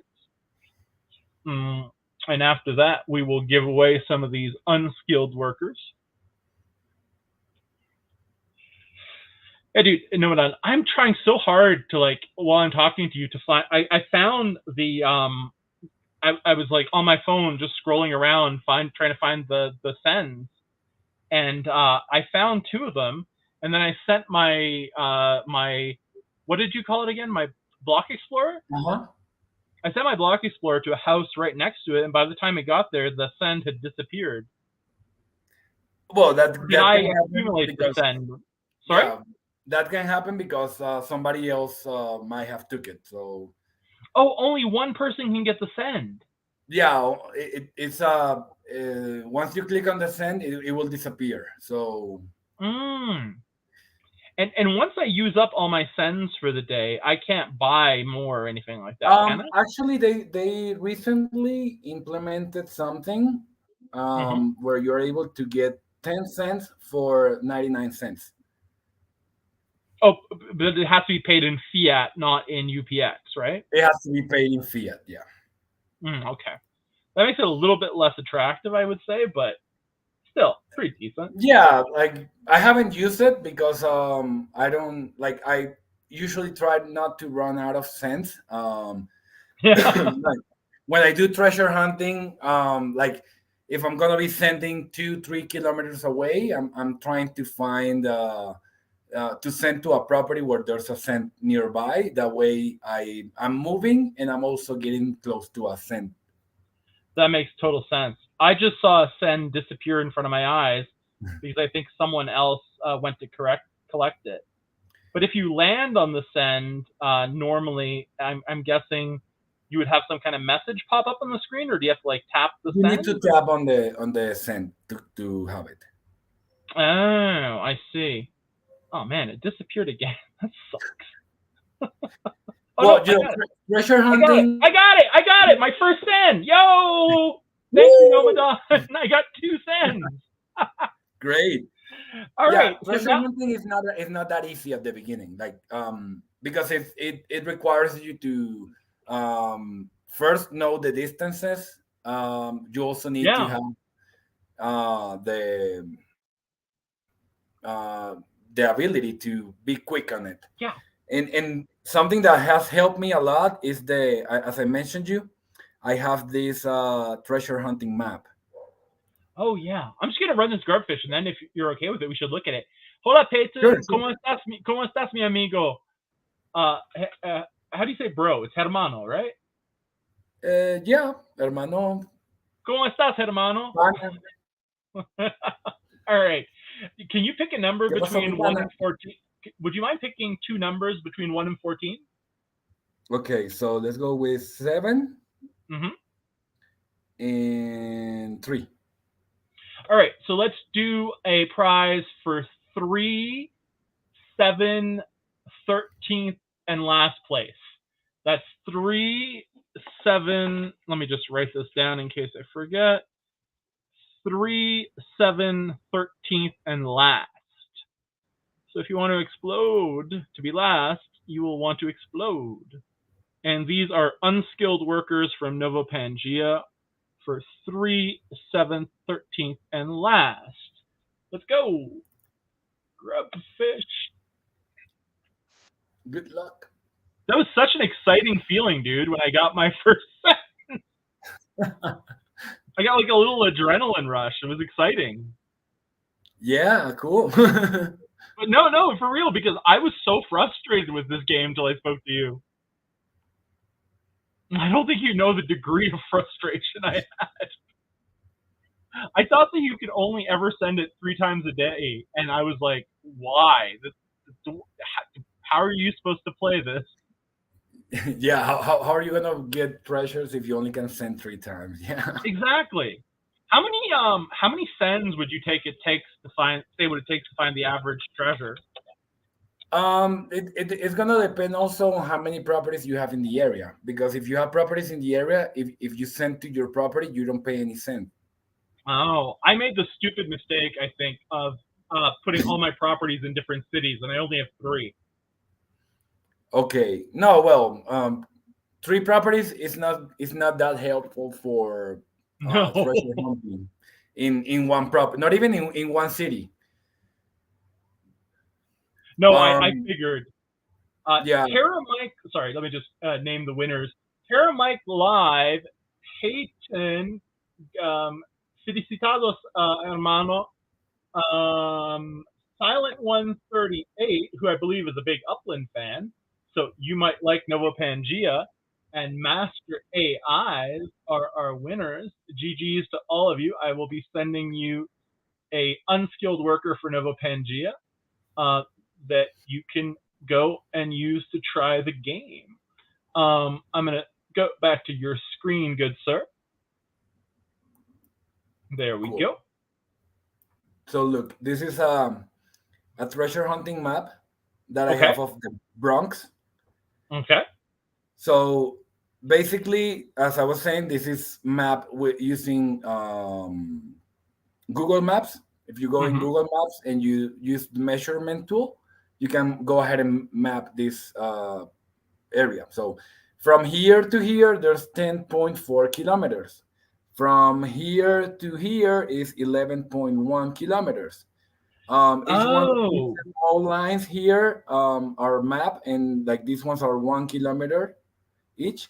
Mm-hmm. That way, it helps you out because if you have if you're doing a treasure hunt, um, and you click on a property, it's gonna show you like an arrow Yes. based on the intensity that the arrow is showing you. Is Mm-hmm. either 10 kilometers to, I mean, from 3 to 10 kilometers away, from 1.5 to 3 kilometers, from Oh, so that's cool. if How you do have the a map. arrows manifest the different distances? Exactly. So I have one for this one is for Bronx, and this one is for San Francisco. So how did you build these? You pulled the Google. Are you interacting with the Google API, or are Yeah, you you just what? go to like maps in Mhm. Google. Let's say um, let's say San Francisco. Well, right now it's showing Bogota. Yeah, sure. If we go to San Francisco, Hmm. Well, if it loads up. So if you click on here, there's a it says measure distance. So you can go ahead and Oh, click and see like from here to here you have 10.67 kilometers from one end to another. that's cool. And is there a maximum distance on the send of your Block Explorer? No, well, it has to be within the city radio. Okay, but you can send the Block Explorer anywhere within the city with one send. Exactly, within like you can send from here to here with one send. Okay, so it's just as long as you're not okay. And if you want to leave the city, and correct me if I'm wrong here, you need to either take the train or the plane by That's going. correct. Or a bus. Sorry, or a bus. Oh. Yeah, there are buses as well, but usually those are for example, in the New York area, you have Mm-hmm. Bronx, Rutherford. Oh, Rutherford, you go by train. uh, if you move within the city terminal to the airport, there's a bus. Mm. That's so interesting. And you can't send there. You need to use the bus. You will need to like if you try to send outside of the city limits, Mm-hmm. the system is gonna say you cannot send there, and you will need to go to the terminal, and it will take you either bus or train or like in if it's very far plane. That's really interesting to know. Now, the map distance tool, is that a default tool in in Google Google Maps? Maps.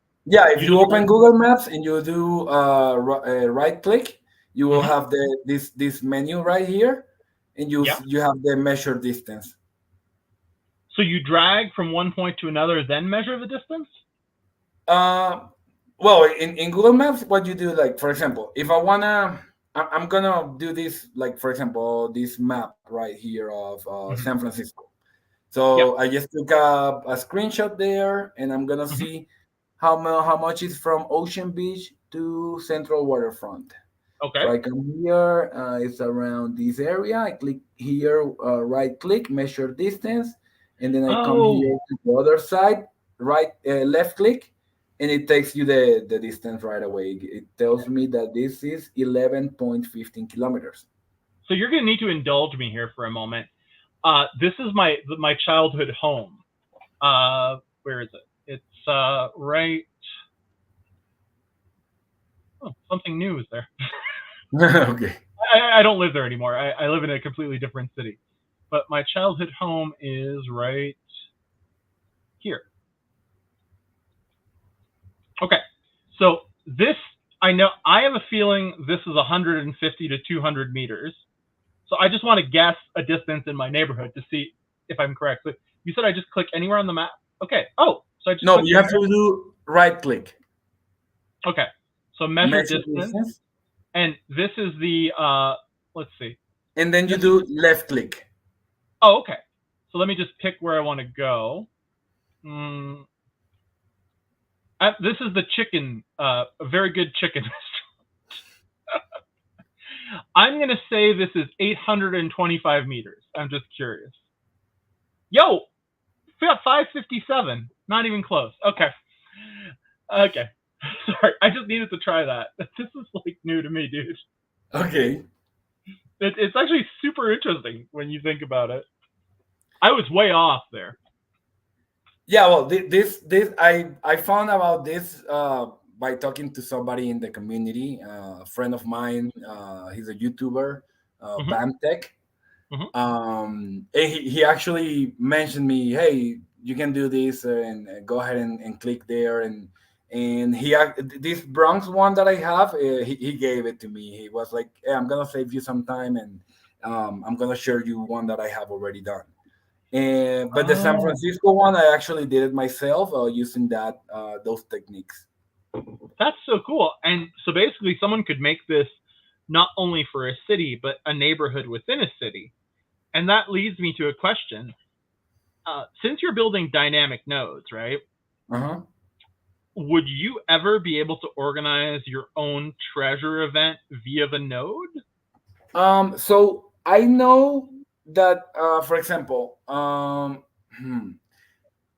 there is this YouTuber also, Upland guide. Hmm. What he did, it was like an activity, and there's an activity called how's it called, um, tours, Okay. Upland tour. So basically, a tour consists of visiting a certain amount of properties that have been designated. Okay. Okay, Are, are, so are these known in advance, or do you have to yeah, discover them? no, known in advance. For example, the Upland used to do this, and they have, for example, Memorial Day tour. Okay. So Day tour starts it's gonna be in New York, on Manhattan area, Bronx, and Queens. Okay. So the properties are within those three cities, Okay. and you need to send to the properties that Upland has already designated Hmm. in order to complete the tour. It's gonna be like, let's say you're gonna be visiting a museum, Yeah, an like area. MoMA, a famous restaurant, maybe. Exactly, something that is relevant to that. Or, for example, in Las Vegas, visit the main casinos, like a Mhm. casino tour or something like that. So those are official activities from Upland. But this YouTuber that I'm mentioning, you Upland Guide, he went ahead and he was celebrating his anniversary in Upland, so he organized his own tour, and he designated his own properties and everything that he wanted in his own way. Hmm. So he went ahead and did it, and you can keep track of who visits your property. You are able to see who visits your property. So if you go ahead and launch a tour, you're able to track who visits the property and who completes the tour, and that way he organized that. Nice. That's really awesome. Yeah. So, is that something you would consider doing as part of? Because what I see you doing, and please do correct me if I'm wrong. I already kind of talked about it a bit, but it's almost like you're doing a community organization, mobilization, and building, right? Hmm. So I would see these kinds of like neighborhood tours, like visiting micro landmarks, like the famous barber shop, the Hmm. school where someone famous went for elementary school, primary school, et cetera, et cetera. Like that seems like something cool that you could integrate within the dynamic node building system. Is that something you're considering? Yes, it's something that we have considered. We haven't done it yet. We haven't started that yet. One of the things that I don't like, I feel that's a bit of a downside is that it will only be available for people that is in Las Vegas. Oh, right. Moving Yeah. from, if your block explorer is in San Francisco, or if your block explorer is in New York area, you're gonna be needing to move to Las Vegas to do that. So I will need to have a very attractive reward for people Yeah. to actually move there and do that. Because not everyone is motivated by community. Some people are motivated by financial stuff, right? Well, most of the people are motivated by community. Hmm. But if you have your community in San Francisco, then you don't. It's like in real life. You're, for example, in this case, like Genesis Week. I'm not in the United States. It's gonna be difficult for me to move over there, so I'm not gonna be participating in that event. It's Oh, the same wait. here. There's a wait. You're saying that if you're not physically proximate to the Genesis events, you can't play in them? No. Okay, I'm sorry. saying, like, for example, for me, Hmm. moving to the United States for an event is difficult because Oh, of. I'm sorry. Oh, yeah, yeah. Okay, I get what you. Yes. Okay. Yeah. So if somebody launches an activity or an event in the metaverse and their block explorer is in another city, most likely they're not gonna be motivated to move to that city to participate in that event, because it's.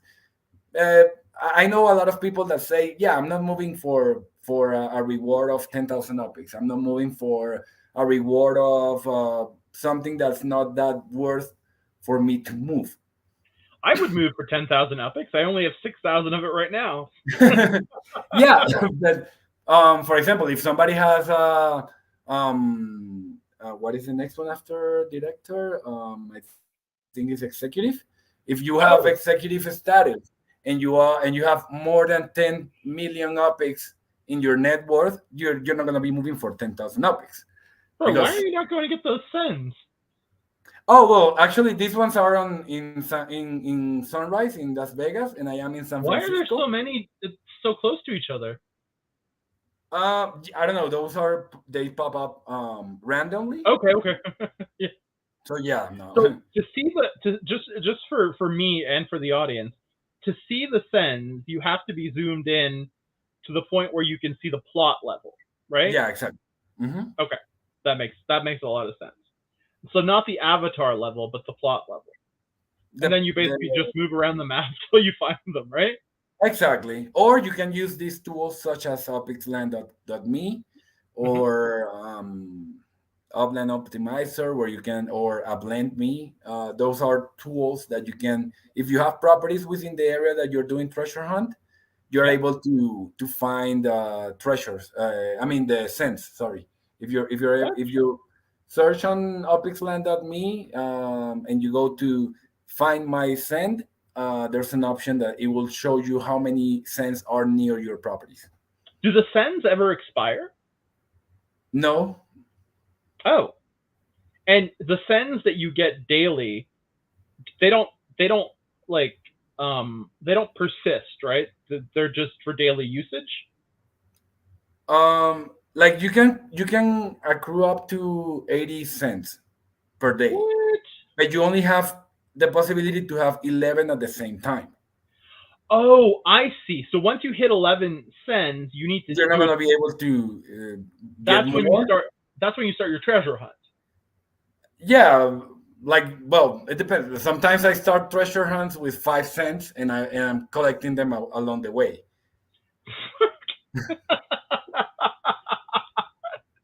That sounds intense to me.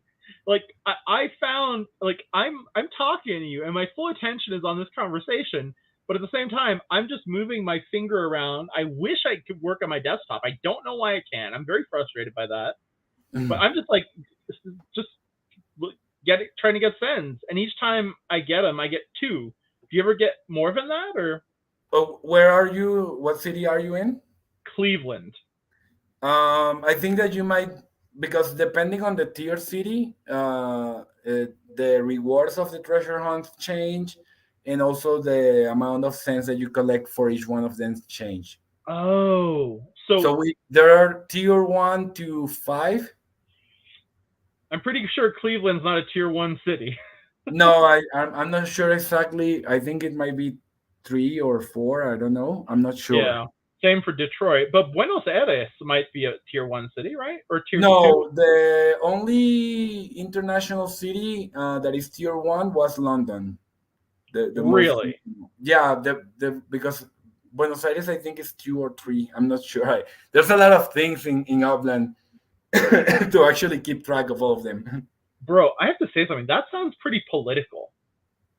Like giving a city a rating? I don't know. Like there's something very colonial about that. Well, but in the United States, not all of the cities are tier 1. So No, I know, but I mean, doesn't Buenos Aires have a larger pop? I have to check, but I thought it had a larger population than London. I'm not sure. Yeah, I believe I hadn't thought about it. Yeah, I don't know. It's just that strikes me the wrong way. Maybe it's my background, teaching post colonial studies. But Oh, okay. yeah, yeah, it's something that sounds weird to me. But still, it doesn't make it any less cooler that they're starting to But integrate. also, like one of the things I know that impact on that is the like the price of the properties. For example, London was very very expensive.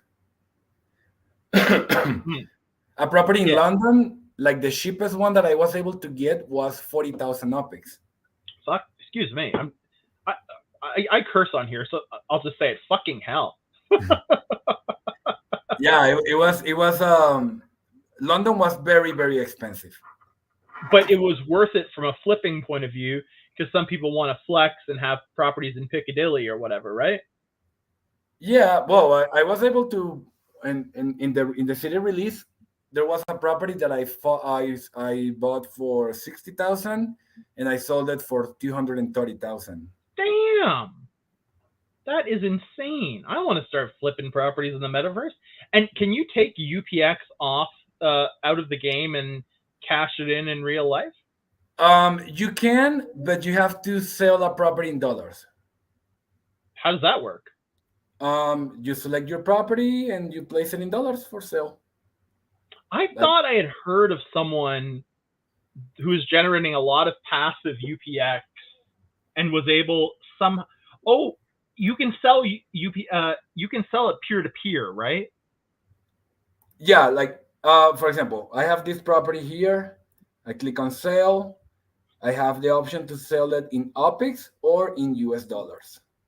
If I put it But in US dollars, let's mhm. say $55 offer for sale, and that's it. Can you send UPX to a person? Yeah, you can send OPIX to somebody. I know there's a requirement of a certain amount that you need to have the OPIX hold. Like, let's say, I'm not exactly sure how much it take. You have to, but let's say you have to have the OPIX for 2 weeks. Once Okay, you yeah, pass that time, you can send it. that makes total sense because I think some person I know or used to know um, basically had a lot of high value properties and was accruing UPX from the visits, and then would trade it with someone else for like other cryptocurrencies. Someone who was more active in the game.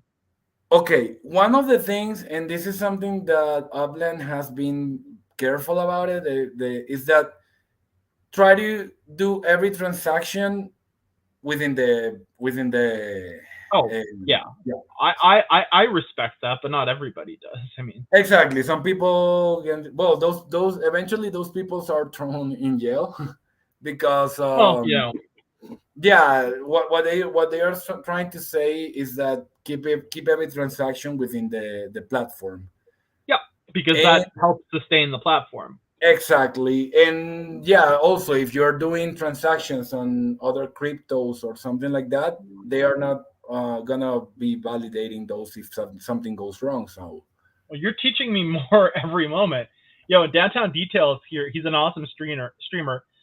If you don't follow him, please go give him a follow. I want Spark. How do I get some? okay, I so want a I was treasure hunt. saying, you can have it by treasure hunting, or you can purchase it. Every month there is an event called Spark Week, Hmm. and that week you can purchase OPIX directly from the store here. You just go and you click on specials, and you see like 0.10 spark, 0.25, 1 spark. So actually, one spark is around $450.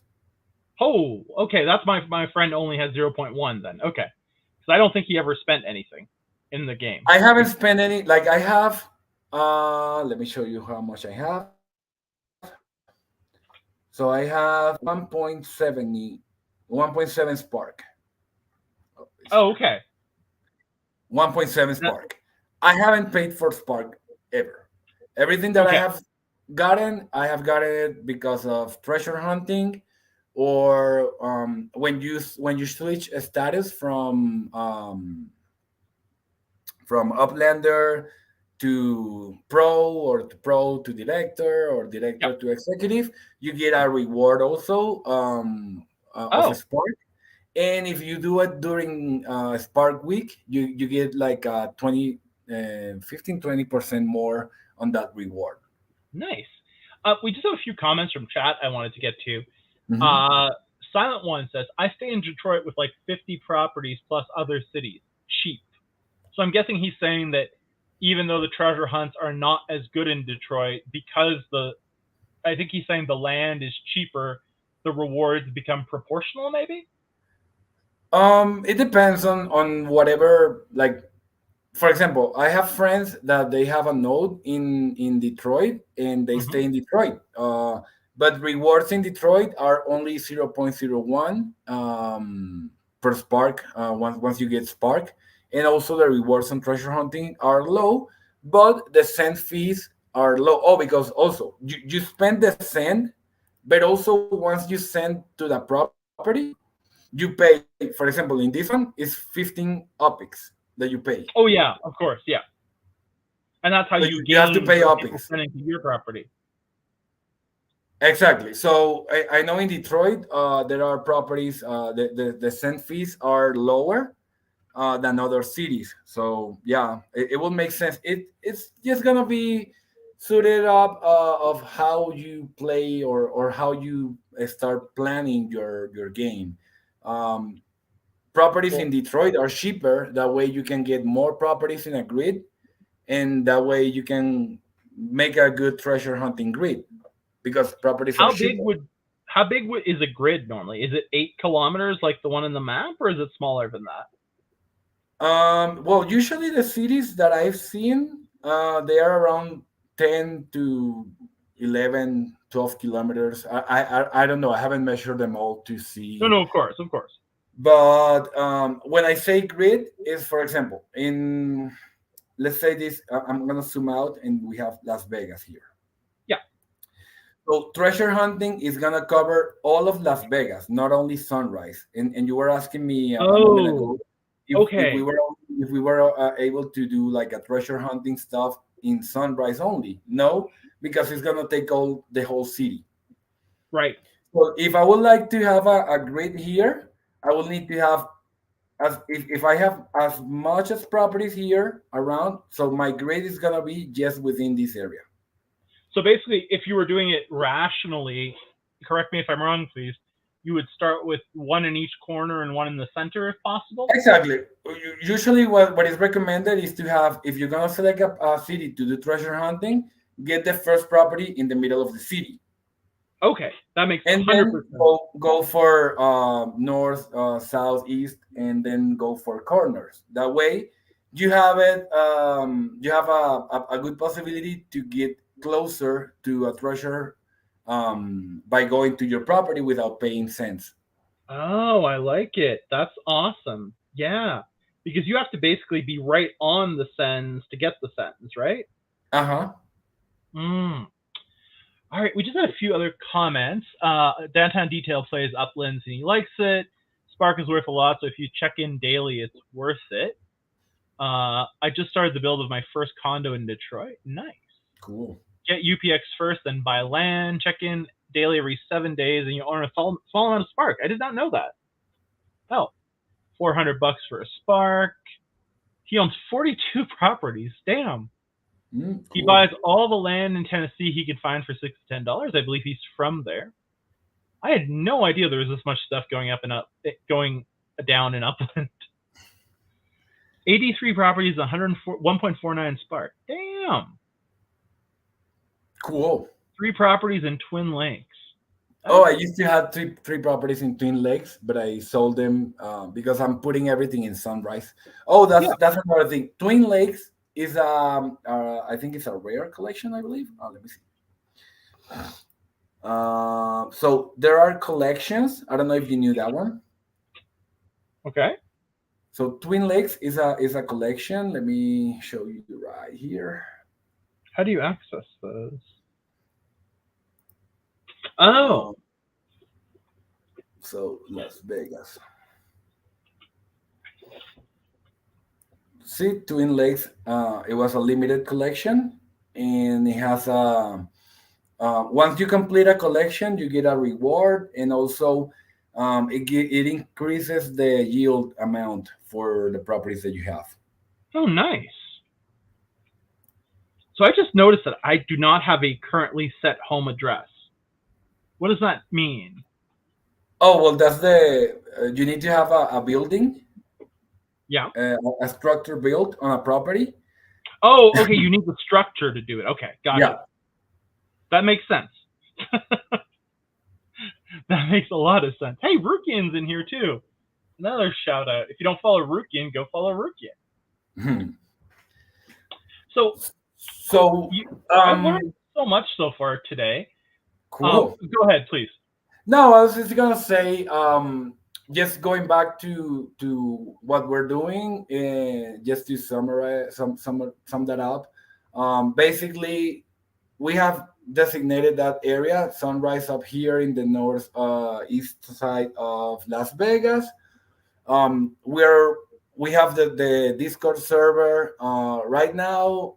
Like our server is a little bit like Upland. There's not much going on because we're on that building phase. We're on that. Something that I want to implement soon. I want to start doing giveaways, like creating a prize pool to do giveaways inside of our community.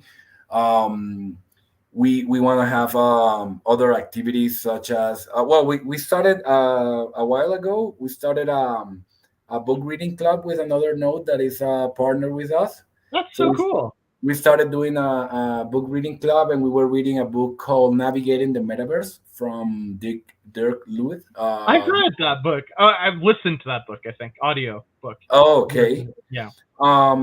So yeah, what we're trying to do right now is build and create a community. Um, How do you do that in a sustainable way?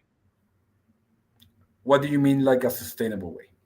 A way that ensures that the community stays harmonious, that you don't get disruptions from whales, and that decisions are taken in the most horizontal way possible, I would say. Okay, so well, right now, like nobody else is building in Sunrise. Oh, okay, that helps. Yeah, when I say nobody else, I mean another group. We have there's individuals going on and building. Hmm. Right now, the fact that we own the majority of the properties that give us that advantage. Yes. We had on the other group that I was before. We had this in Hollis. We were one of the groups that was building, but there were some whales building around it, and they were like, "Hey, we're gonna do whatever we want, and we're not gonna be paying attention to what you're doing, so don't mind us." Um, and that's why eventually we came up to a place that nobody else was building around, and that way we can ensure that basically we are the ones that are running the decisions here. It's like your hood, basically. Exactly. I like that. That's really cool because it seems like a very democratic way of doing things. Yeah, but we actually like to within the server we like to ask for like what are the ideas that my somebody else's has. Hmm. We for example on the Spark train we started with one type of property, and then somebody said, "Hey, I want to build another type of property." And we just voted out like, "Hey, who else is interested in building this type of property?" And that way, like we started with small town houses, and now we are doing ranch houses because the community decided that they wanted to do ranch houses. That's so awesome. Like literally changing the physical style. So it's almost like you're a what do they call those? Like a homeowners association in the United States, where they like say like you have to have a white fence, but it's like kind of guided on democratic principles. Is that kind of what it Yeah, is? something like that. For example, we in our community we didn't. I know there are some communities that they have like a building guide. You cannot build if a building that is not red with a black rooftop. But that is up to them. In our community, we weren't like, well, let's go with the same building type.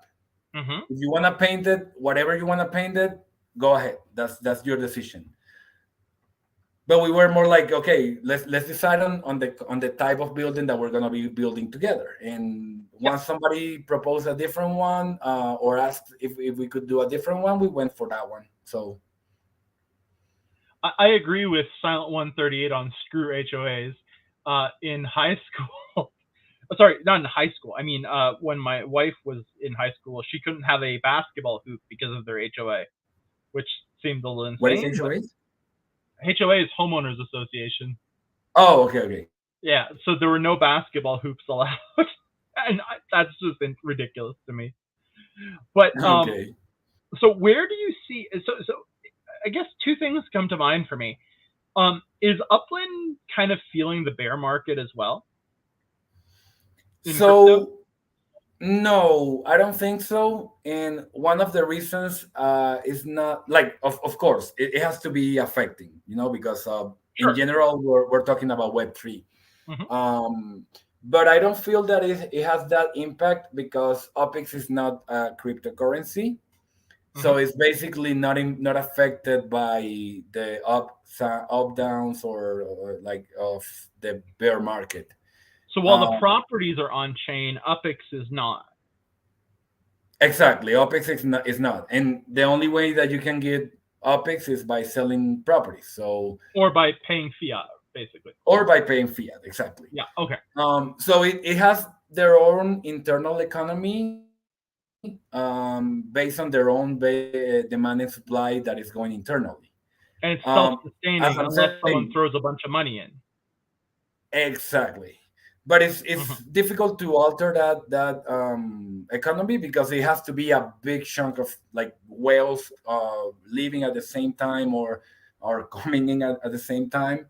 So I don't see it being affected because of the bear market. The only thing that can affect it is that people in general are leaving the space because of the bear market.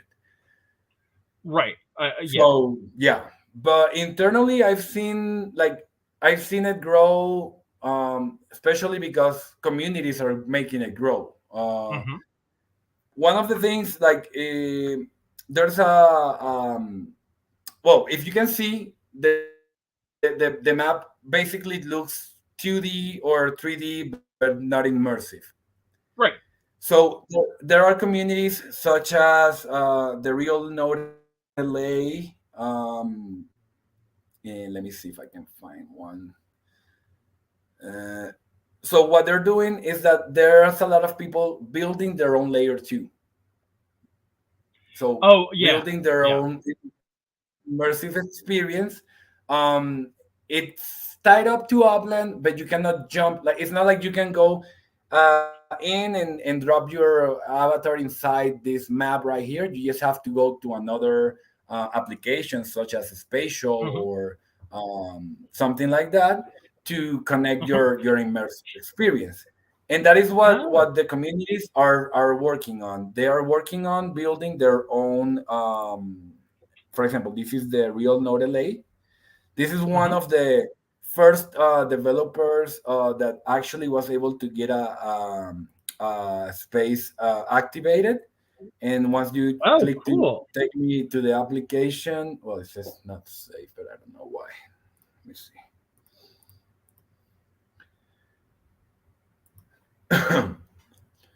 So once you get there, you're able to access their community, and I know they have their own spatial area. So if you go, they have like their own gallery, their own sections, their own.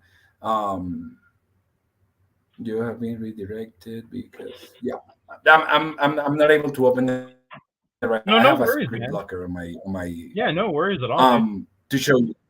But for example, we have let me see. I created this Oh, in wow. Spatial. How the hell is this? Is this like an algo generated world, or did you draw the houses? No, no. Most of them are prefab assets. Okay, okay, but that's still pretty Um, awesome. And this is mirroring part of Sunrise, right?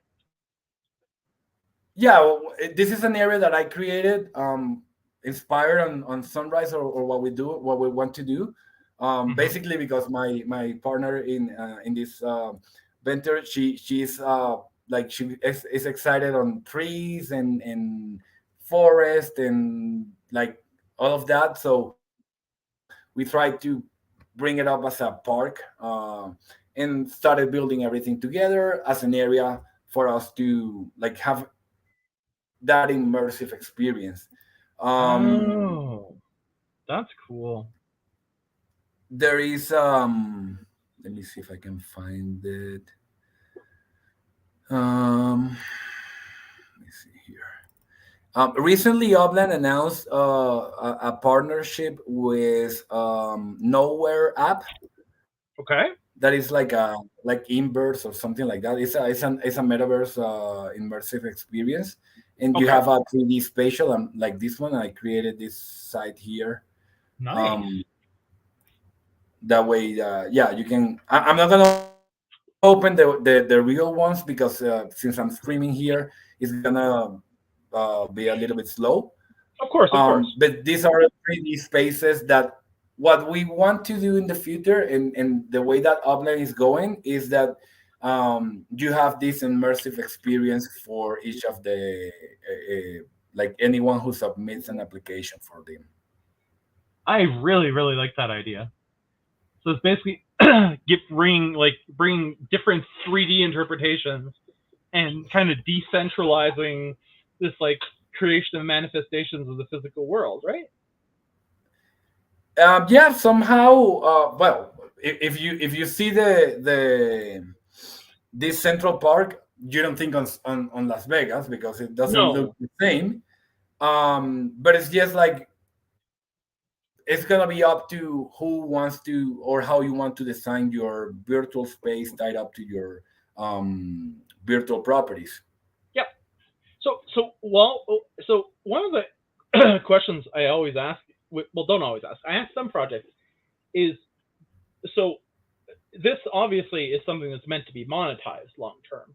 Will the Hmm. monetization solely be through the sale of the NFTs that are tied to the home? Well, right now the possibility to monetize is just by selling properties within Upland. Yeah. Something that I want to bring up, and I know that uh, other people might be working on that, is trying to develop the 3D spaces tied up to the NFTs and Okay. sell them together. So added value by creating a 3D model of the property. Yeah, exactly. On top of Oh, that's the that cool. is tied up to the property that you own.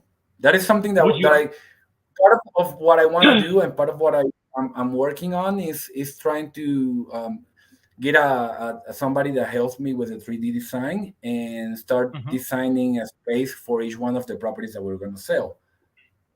That's sweet. Yeah. Would you ever be able to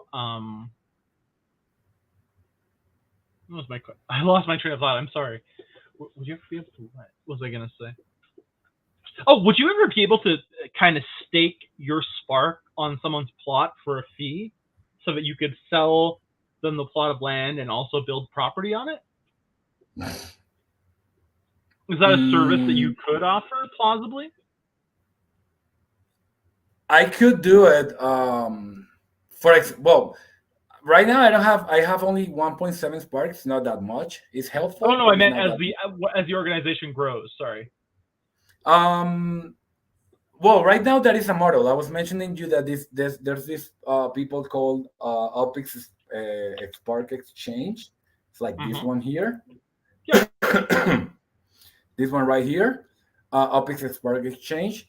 And what they do is they have just um, API connected to Upland, and people is able to put their Spark Yeah. for rent and get a fee on that. That is a possibility. Okay, so you could do that in a more decentralized, like custom manner, maybe, right? You're gonna be able to put your Spark to rent for somebody else to go ahead and build their properties. Okay, And yeah, that's kind of what I meant. Okay, yeah, but you wouldn't yeah, necessarily need to go through this exchange, or would you? you can do it. The easiest way right now is because they already have the model going on. Yeah, they already have the API. Okay, Um, they already if, plugged if into the if I API. wanted to do something like that, I will need to create that same system. But in our strategy, like we don't want to reinvent the wheel, so Right. we most likely will be just partnering with them somehow. Nice. So, when do you hope to get your first homes on the market? So if everything goes well, I believe that I like the goal we have is for the next NFTopia event. Oh wow, that's July. Yeah, that's like right in less than 2 months. We already are in good schedule. We want to have like 222 properties for sale, and Nice. right now we are on 180 built. Okay, so you said that you hadn't yet settled on the chain you'd be selling them on. Is there a reason for that? Because there's a lot of things to do and to think Oh, about. yeah. So yeah, like another thing is that like I don't have that much experience. Like as I'm saying, as I was mentioning you, I'm pretty new in the Web3 space. Hmm. And yeah, there are many things to consider. Part of Definitely, that yeah. is like the marketing that you're gonna be applying and everything. That's why I haven't decided yet Okay. on how on how I'm gonna. But the idea is that one. The idea is to go ahead and do it that way.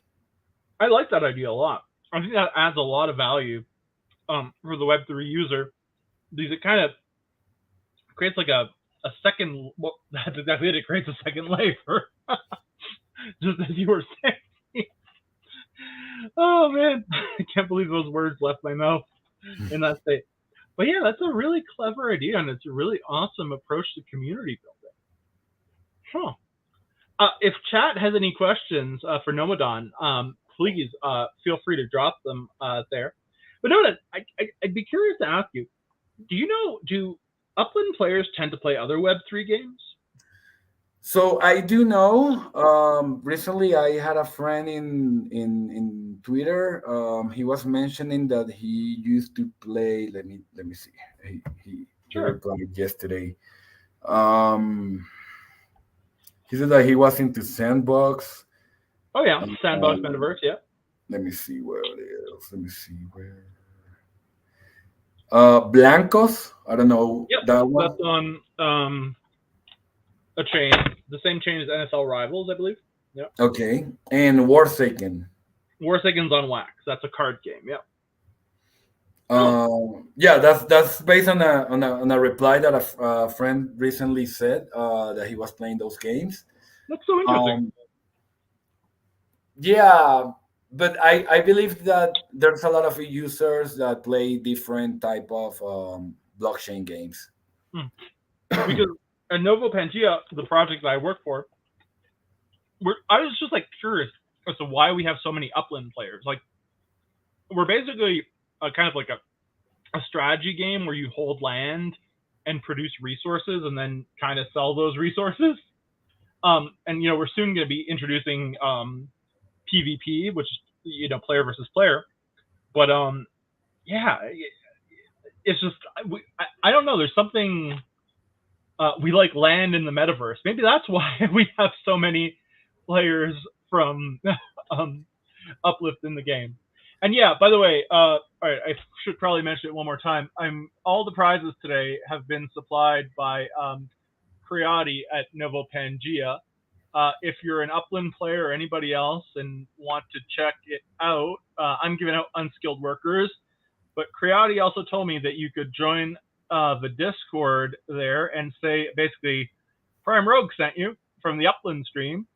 And I don't know what they're gonna do, but he said to say that. Like I should say that. So feel free to drop by there. If you're not in my Discord, and Nomadan, I don't know if you are, but if you aren't, I would love to build an Upland channel in my Discord. Um, I joined your Discord today. oh, okay. I was looking for you when I created the event. Okay, there we go. That makes a lot of sense.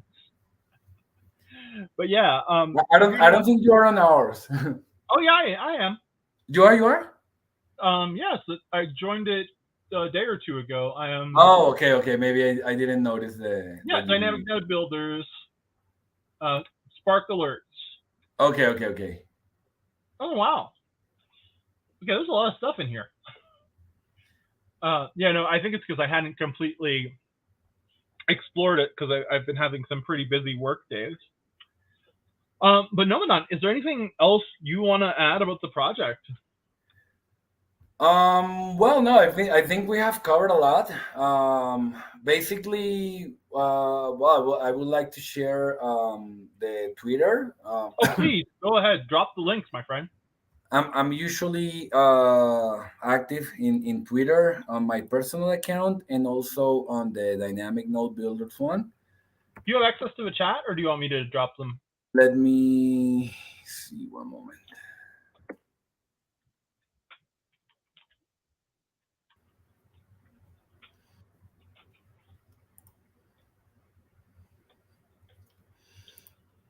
I'm gonna share them with you on Discord, and please share them on the. Oh, I have your. I'm dropping your Twitter personal Twitter now, and then I'll drop your Dynamic Node Builders Twitter. Okay, let me send that one. Sure. Probably have it. Also, yeah, we are always look like right now we are looking for like we as I was saying, I'm doing everything mostly. I'm the marketing, I'm the designer, I'm the video editing, I'm the um, Janitor. manager, web developer, and everything. So one of the things we are always looking for some like if somebody wants to join the team, maybe a community manager, also 3D designers, will be helpful to have people like with those skills within the server. Also, if you have a project that you're working on and that you wanna partner up somehow, like do work together, maybe artwork together. We're always open for that as well. That is the main reason I joined Enftopia at the beginning because I thought it was a good opportunity to connect with people, do network, and see what other projects. Because right now the Web3 space, is mostly composed of founders. Not much of the like consumer type of people. um so we're always looking for that, like to do network, to connect with other projects. One of the things I would like to have in the future maybe will be some sort of arcade that combines different Well, that's blockchain cool. or blockchain games together in a specific area. um, uh, Part of the things that I was showing you with this like these buildings back here, what I intended is to have like galleries that we can lend out for artists to go and display their artwork in a space that we have, and eventually have those maybe an arcade website or project that we can combine different type of games, blockchain games together, and promote. Because what I see here as an opportunity is the option of creating a community that is within the same interest of blockchains, NFTs, Web3, and grow together. Yep. Yo, we got a raid from Pirates of the Degen. Welcome, welcome, welcome. Welcome. Shout out to Captain Degen. Uh, thank you so much for the raid, my friend. I hope you're not on your mother's computer. That is an inside joke of jokes. Guys, we do have a grubfish running in the background. Exclamation play Waxwell ID. We're giving away unskilled workers from Nova Pangea. So get in there. You spilt paint on your main PC? What? Okay, he must have been doing something crazy as usual. Oh, so he's on his mom's PC. I get you. Oh, okay, I got the joke. Hey, Nessie. Hey, everybody. Oh, and that's your website. What's the address? Is it dynamicnodebuilders.com? Well, right now it's a weebly page. We're gonna be getting the domain soon. Nice. But yeah, basically we have there, like this is the plan that we have for Sunrise. So mostly I've been showing you this area. Welcome to Yep. Sunrise area. Hmm. That is where we have the housing project, building houses there. But we also have on up here an industrial area. That's where we're gonna have factories, and I post regularly status updates in Twitter. You can come here and check out what is the Welcome to Sunrise area, the housing areas that we have. Nice. Um, yeah, so I've been putting up all of these together since the year started. So You've we're been doing a lot of work quick, dude.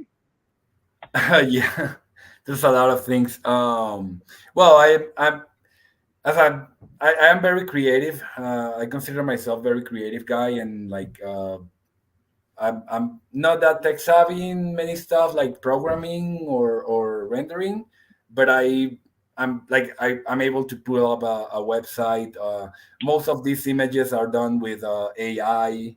I've been digging a lot into AI images and prompts. Um, yeah, so yeah, right now we're on that stage of setting the ground for the project and looking forward to bring more people in, looking forward to have more people known about Upland, about what's going on. That's why I really appreciate you the opportunity of being here and talking about it, Oh, it's been because my absolute pleasure, dude. as much people knows about Upland, it's gonna be more valuable what we're doing here. So Yeah, dude. And you taught me a lot about Upland that I did not yet know. So I'm really, really grateful for that. Like I would have probably, not really used much, done much uplanding. If I'm honest, if I okay, if I had still been in a position where I'm like, well, what the fuck is this supposed to do? you were like, yeah, I'm in Upland now. What I do? And I was like, Yeah, okay, well, exactly. you can do this, you can do that. Um, I was gonna say something, but it left my mind. Oh no, um, go ahead. yeah, I was gonna If say it, something, but it slipped it oh, out. but It if it slipped. comes back to you, feel free. Um, so yeah, I guess we're gonna do a grub fish. I do want to announce I'm very proud to know this. I forgot to, so thank you to OP for reminding me. Our good friend Bud, I was about to say Bugfish, Buzz King has their first Dogzilla Woof blend on Nefty right now. The link is right there. It's for the Lambo when Lambo corgi. Um, in case you're wondering, Nomadan, it's a collection of corgis doing adorable corgi dogs doing adorable things. Oh, cool. So guys, check out that blend. It's dope. Um, and there seem to be no corgis on secondary. When Lambo, I have one. Oh wait, it's available. It's available on main. Why the hell am I looking on secondary? And it has an infinite template. Okay, just I'm an idiot. Um, but yeah, guys, go check that out. Nomadan, why don't you plug your stuff at least one more time and how people can support you, what's coming next? I mean, other than joining the positions, and maybe tell them about what you plan on doing at the next NFtopia, assuming your land sale is live. Okay, so well, just to mention what we're doing, we're developing an area in within the Upland Metaverse. It's currently located in Sunrise, Las Vegas, in the Metaverse. Yeah. So yeah, we're developing these houses that you see here, this type of houses. Um, the main purpose of these houses are to set up your home address within the metaverse. We're gonna be selling this or giving these properties to people that acquire an NFT collection that we're working on. Hopefully we'll have everything ready for the next NFtopia event to get these properties out and going. Ways that you can support us, well, by joining our Discord server or by following in Twitter. Those are our main communication channels. So Twitter, well, I believe you have already shared the address over there. Yeah. Um, so yeah, you can go ahead and follow us on those social media platforms. There's a lot of things coming up. We're pending to be approved an NFLPA store. Also, we submitted today FIFA Legit store. Damn right, Um, FIFA. there's also we have a racetrack pending to be approved as well. Because Upland recently has been implementing racing What? yeah, if you see here, if you go here in the menu, you see Racing Alpha, and there is Okay. a section here where you can see some tracks that have already been submitted already. There are tracks in Detroit, Rio, NYC, um, and there are like races going on. Let me see if I can expectate one. So we're Termite. pending to Go have ahead. Sorry. a racing track approved. Nice. Do you need a car to race, or You need a car to race how do you get a car? by purchasing one. Ah, of course. They're like, look at this. This is from my partner. Okay. Well, actually, this one is a cargo van. Okay.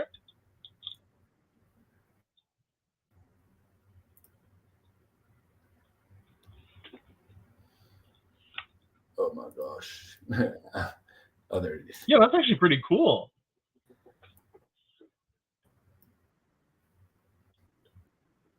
I like it. You can see here all of the details, how many mints, what is the type of the car that we have here. So this one is actually a cargo one.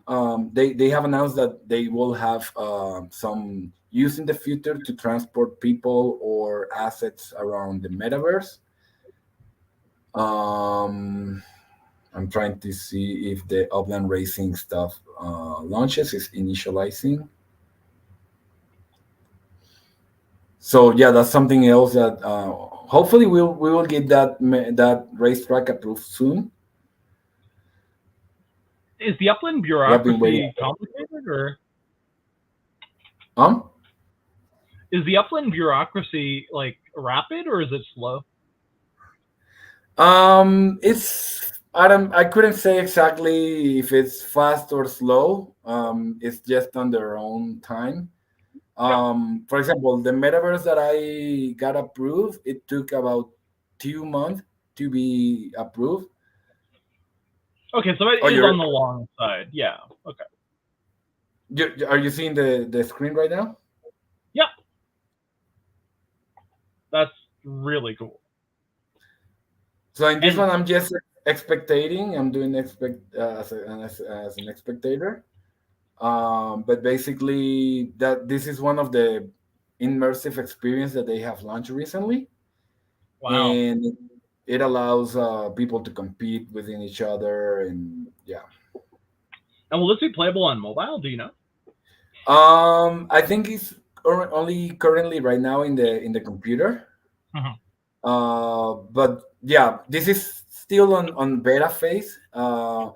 So as I know, I don't own a car, but Mhm. what I know is that these races are being done like automatically. Like users are not actually controlling the cars, but it's Oh, something that's gonna be implemented soon. okay. Um, but yeah, at least you can see like the streets, the building, the uses of the buildings. You can see assets around. So there's a lot of immersive experience being put up together within the metaverse. Yeah. But I know that it's something that's gonna be. growing up further in the future. Very cool. Terra Mike Live was saying that he lives in Vegas but owns properties in San Francisco since 2021. Which is kind of cool. He Okay. owns 276 Richland Avenue, San Francisco, in his Upland location. Huh? Do you know where Cool. that is? Well, I'm currently in San Francisco myself, but I don't know. Let's check it out. I was just curious as when you What like was the live in a address? Two when six you seven 267 Richland.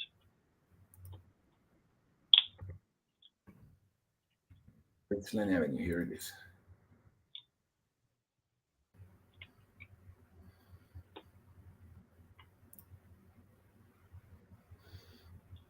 This is the one. Nice. And he built a structure on it. Yeah, he has already a structure in there. Why is it crooked? Maybe because when he built it, he set it up that way. I would definitely make my house crooked then. He's like, dude, he Yeah, couldn't no. get his. When you start a build, you are able to fix it up the way you want it. Oh, Mm. okay, so it's couldn't get it straight. I actually like it better crooked. I was just wondering if the computer placed it like that.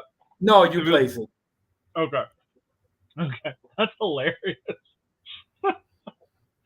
dude. Other people could do it. Look at the other ones; they're straight, sort of. Yeah. Uh, It was a bit too big. I don't have the soundboard, but we need to play the "That's what she said" sound. He's also on his phone. My good friend Frank from Novo has he got a 32 button sound bar, and he has "That's what she said" or the slow clap or you know it's really funny when you actually have it and can set it off in real time. So okay. how close is that to your development? No, this one is in San Francisco. Oh, right. Okay, sorry. Right. No, he lives in Vegas, but yeah. Okay. Right. Yeah, my character is in San Francisco, but my development area is in Las Vegas. Dude, like I was telling you, I'm up to. I was looking for sends earlier. I finally got my first send, as I told you, and Mhm. now I think I must be at the maximum because each time I get one, it tells me I'm only getting one. So that makes me No, think. it might be just that, like the one, if you want to check how you get yours and like how many cents you have, click on Mhm. your block explorer. It will bring up this screen right here. And if you click on the paper plain cents here, you will Oh, see how many cents you have. let's see. Uh, it's different on mobile. It might be the same. You just need to click on the block explorer, Yeah, and there you will be able to. Let me see. can't find it. You click your block explorer, and then you click on the paper send.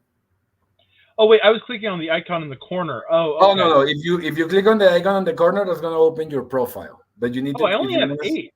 I need to find 3 more. Okay. So I was just getting 1. Okay, that's like RNG. Gotcha. Mm. Yeah. I need all 11 to do my first ever treasure hunt later. But I'm in Cleveland right now. I don't know which city is better, Cleveland or Detroit or Rio. Uh, I think they are the same. I'm not sure what. Like I know Cleveland and Detroit might be the same type. I'm not sure about Rio. Rio's probably a little bit higher status, I would think. I think, Yeah. yeah. If someone wants to find that information, you can just go to the Upland page and Yeah, I'm going to check that out. yeah, search for that over there and check. I'm There. definitely going to be playing more Upland. I can tell you that much. So you've onboarded one Upland player. Great. Well, Three, if you need any help or tips on treasure hunting and that, let me know. much appreciated. Um, And if any of you need any helps on Nova Pangea or minting NFTs or anything like that, my DMs are always open. Um, do you have anything else you'd like to share, or should we just run that grubfish and maybe raid on out of here? No, I think we have talked about many stuff. I mentioned what we're doing. I mentioned what where Yep. we're doing it, how we're doing it, Yep. where you can follow us, where you can check out what we have. Oh well, there's something else. Oh, go ahead. Recently, Upland announced that is life is coming to the metaverse. Say that again. Life, Life. yeah. Okay. So it's gonna be mostly trees and like animals, Oh, something like that. that's cool. So they announced it's gonna be similar to Spark. It's gonna be a token called STEM. Oh, So I believe they are gonna open another section here, STEM balance or something like that. nice. Hey, Spitfire. And Nice it's to gonna, meet you. hello. You were saying? Oh, no, no. I was just saying, hey, Spitfire. Oh, okay, okay. Hello. So yeah, they recently, well, they have been talking about that for a while. Um, and since we started the Sunrise Now, as I mentioned you, Mesme, she has this love for trees and stuff. That's why we created the Central Park with a lot of trees on the background and stuff. So we see ourselves as green pioneers in the neighborhood of living things. That's awesome. So we're gonna be looking to once they implement that, once they launch that STEM token, we're Hmm. gonna be working on developing those trees or bringing that more life. I don't know how to say it. Like, yeah, the Like just bringing, making the world alive, kind of. exactly. We're gonna be working on that soon. Once they start launching that. I love it, dude. That Hmm. that's man. I hope they bring dogs, like other than the just the Block Explorer dog. Yeah, I'm not sure exactly how it's gonna work. They announced something on their website. Let's see if I'm able to find it up, man.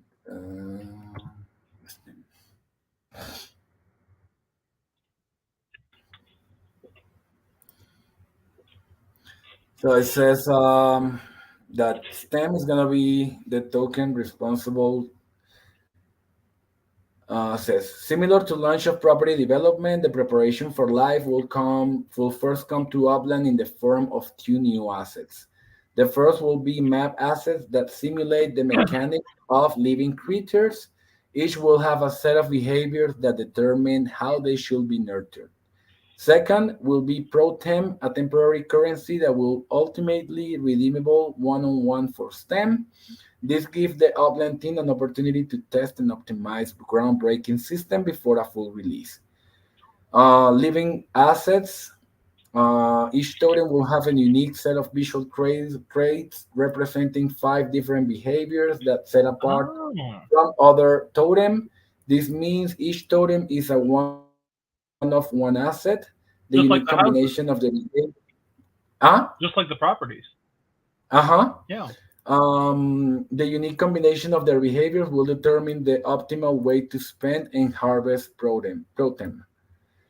Um, yeah, it's not that clear exactly how it's gonna work or how it's gonna be implemented actually, but it's something that they like. This announcement came less than 5 days ago, so That's awesome. That they're announcing a lot of stuff, dude.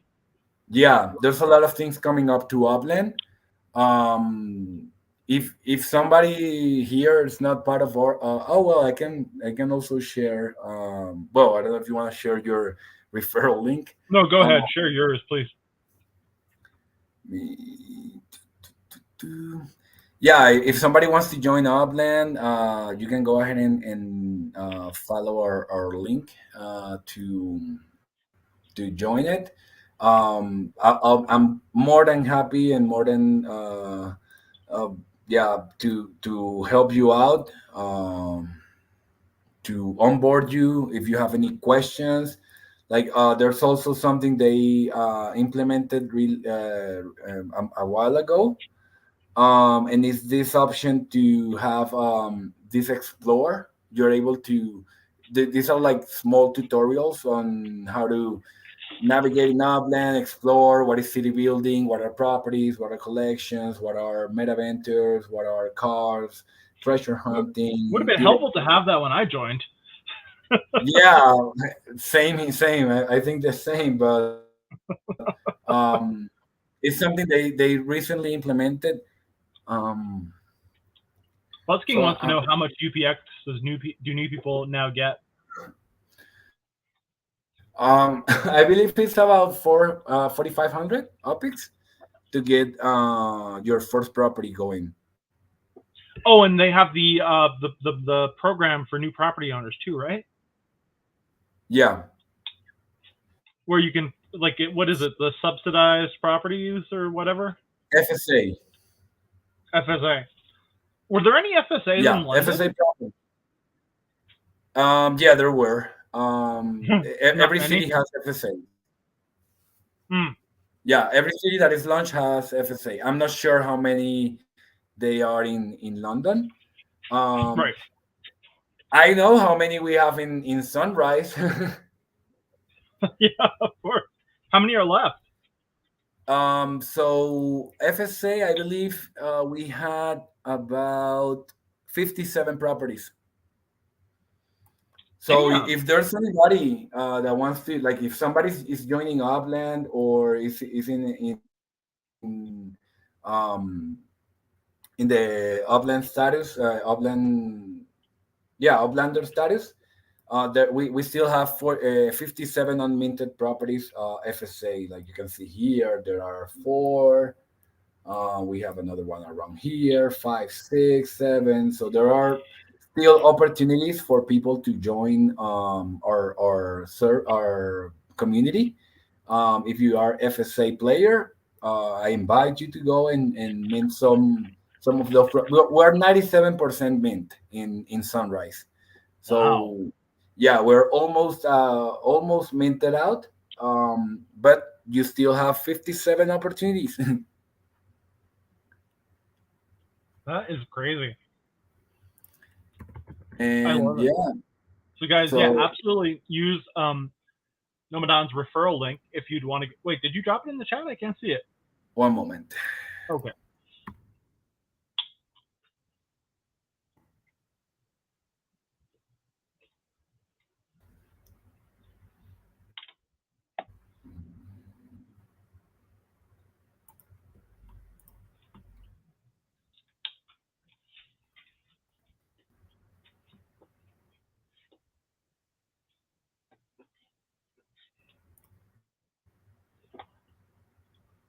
And for everyone who's here, we're gonna run another grub fish. Then we're gonna let Nomadan eat supper because I think we're eating into his supper time. Then I'm gonna do a brief demo of Galaxy Dust, the community that raided us earlier in a game that I play quite a bit of. Then I'll run another grubfish and I will raid out of here. Um, so stick around if you want to know a little bit more about Galaxy Dust. It's free to play. Get in the grubfish now if you're not in. Exclamation mark play and your wax will ID to get in. And if you are not in the Novo Pangea Discord, you should go join the Novo Discord here. And if you're an Upland player who has never played Novo Pangea before, go into the Novo Discord and say Prime Rogue sent you to learn about Novo. Because we've noticed that a lot of our Novo players are also Upland players. So it's been made clear to me that this is probably because you guys like having land, and we have land up the wazoo. Well, actually, we're running out of land. To be fair, there's going to be none left soon, but Yeah, we're a land-based game as well. Um, right? Oh, you just joined the Discord. Nice. Well, he knows who you are, Rukian. But tell him Prime Rogue sent you. All right. Did you have anything else you wanted to share, Nomadan? No, I believe that like that last part of the live and the FSA, that was the last topic. Let me see if I had Yeah, sure, dude. something Check else. your I don't topics, think. man. Yeah, we have been talking for. I just know that we have been talking for 2 hours and a half. Bro, my policy on this stream is people will talk for as long as they want or need to. I've had streams go for 8 hours. Oh, So unless I have to be somewhere, I mean, I generally, will just keep going. okay. I mean, sometimes I'll you know run to take a piss, and I'll leave my guest in charge of the show. But Oh, other, I just noticed something I didn't share. hmm, go ahead, Um, dude. so this here is the neighborhood rating What? leaderboard. There's neighborhood ratings. Yeah. Do some neighborhoods have really shitty ratings? So there are, I believe, a total of 1,522 neighborhoods. That is the total. Okay. And we are currently located in 60 place. Wow. And first in, 62. We're ranking 62 over 1,500. And in Las Vegas, we're number one neighborhood. Oh, that's awesome. So this is something really cool that they implemented recently. This neighborhood ratings. What they said is that the neighborhoods that are in the first place are gonna be posted out as collections soon. So they're gonna become collections. Whoa. Do we know what that means? So they're gonna have these right here. Hmm. They're gonna be posted out as collection, Oh, those collections. Oh, I'm sorry. Yeah. Okay. Now I know what you like mean. standard collections. Yeah. Well, standard collection for Upland. Yeah. Okay. I Yeah. feel like I'm getting to a party 3 years late.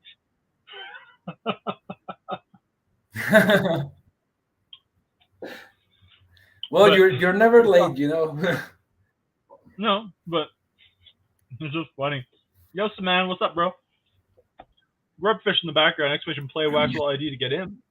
Can't wait for you guys to get added to collections. That'll be awesome.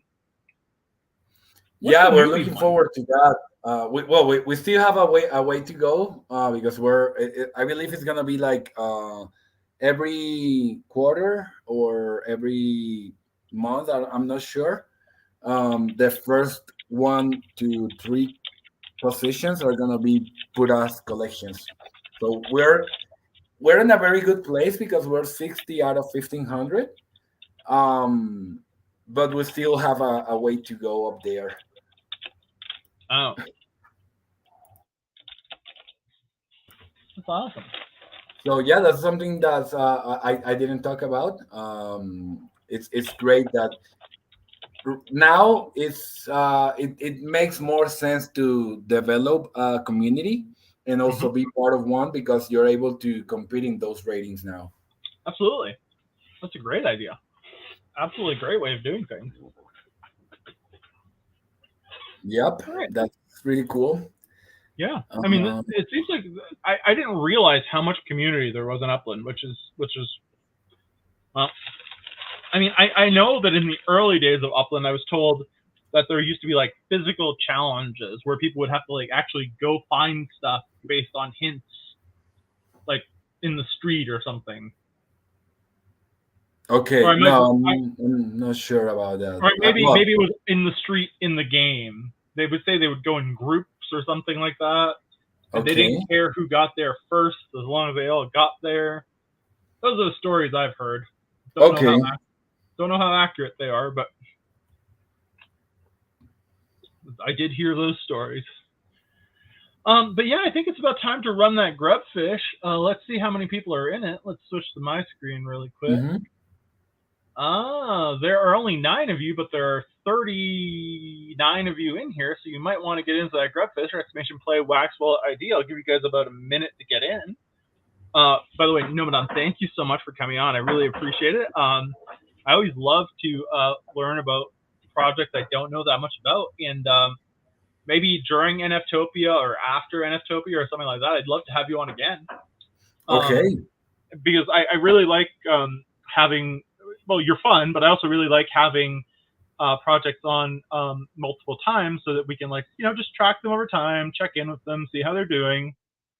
I tend to find that to be a pretty chill approach to doing things. So you're welcome anytime. But yeah, I'm sure we'll probably have booths very close to each other at NFtopia again. So yeah, most likely. Yeah. No, I Go really ahead. appreciate the invitation as well. And like you have been doing very good questions.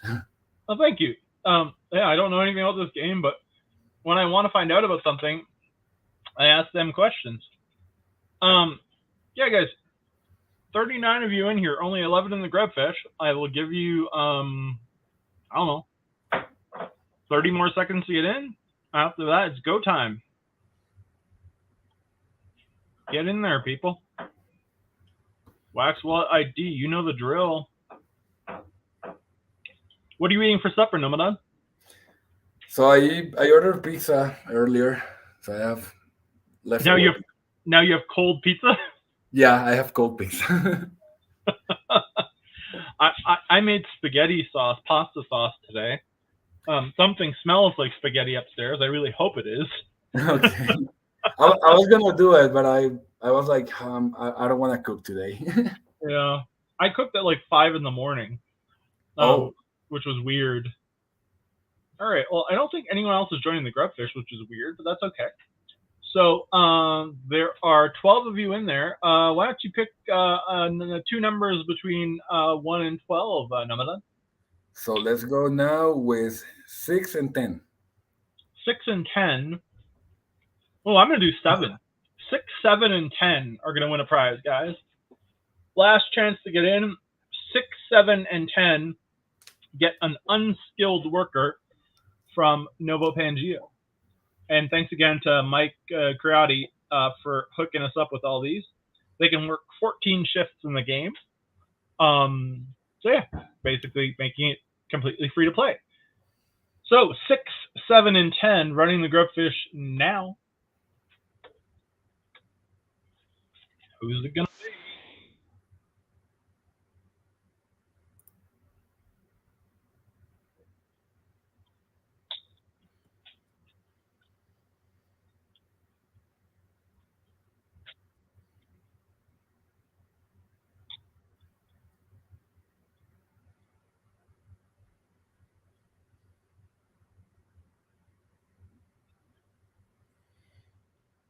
Whoa!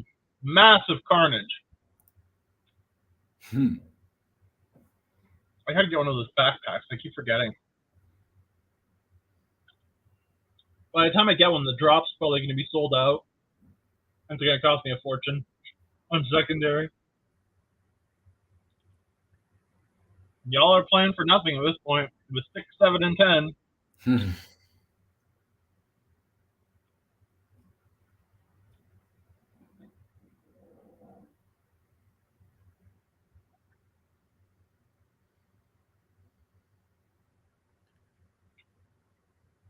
Oh, oh, just as he was trying to explode. Take himself out of his own misery. And the winners are Wapaka, Buzz King, and Spitfire. How about that? All awesome people.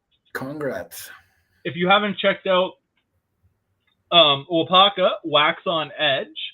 If you haven't checked out Buzz King, Dogzilla Wolf, Dogzilla Woof, I mean. And if you haven't checked out I-420 Spitfire, go give him a follow because he streams on Twitch every now and then. And he's a very cool dude. So please go give them a follow. Nomadan, if you want to jet, you're more than welcome to. I'm going to do the Galaxy Dust thing. If you want to stay, you're also more than welcome to, whatever you prefer. I'm just going to do a 15-minute Galaxy Dust demo for the good folks that are here, and then run another grubfish, and then raid out of here. Okay. Yeah. Well, no, I'm gonna take off. I figured. I mean, it's pretty. It's getting. Yeah. Yeah. No, I have to get ready. I'm gonna go dancing tonight. You're going dancing? Oh, yeah. Saturday night. Right. I keep forgetting that Saturday. I think it's Sunday. Well, I hope you have fun dancing. What kind of dancing are you going to do? So I'm going to a place. They do. I don't know. They're gonna have an event. There's salsa and punk. Okay, that sounds really cool. I mean, I love the punk part. I don't know much about the salsa part, but it sounds really fun. Yeah, so I haven't been there to an event like that before, but I'm gonna see what that's all about. Yeah, sounds like a lot of fun. Well, thank you again so much for coming, dude. So yeah, I'm just gonna start this Galaxy Dust overview, and yeah, man, it's been an absolute pleasure chatting to you. You're welcome anytime. Just drop me a message. Otherwise, I will see you at the next. Yeah, it sounds like a. No, I'll see you before that, but you know what I mean. At the next NFtopia. It's been a long day, guys. So. Okay, well, bye everyone. Take care, and yeah, thank you for having me here. Everybody, enjoy your Saturday and have a great weekend. Yeah, thank you so much, dude. All right, bye-bye. All right, bye-bye, everybody. Sorry, bye-bye. God damn it. All right, guys, so we're going to do a brief Galaxy Dust demo here. Let me just... there's an airdrop going on where you can win some pretty dope prizes just by basically liking, retweeting, and adding to friends' names, right? Is it 2 friends? Just 2. So I'll put Justin. Justin, Just Kingsley 1. Should be him.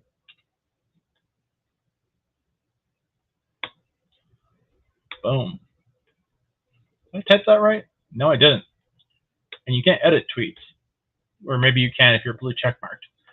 All right, we're still going to look at this really quick in a second. Not really quick, but quickish. And there is, or should be, another grubfish in the background. Now, is there? That is the question. Or did I completely close it? No, here it is. Oh, yeah, there's another grubfish. Good. All righty. So I'm going to drop this to you after I enter it.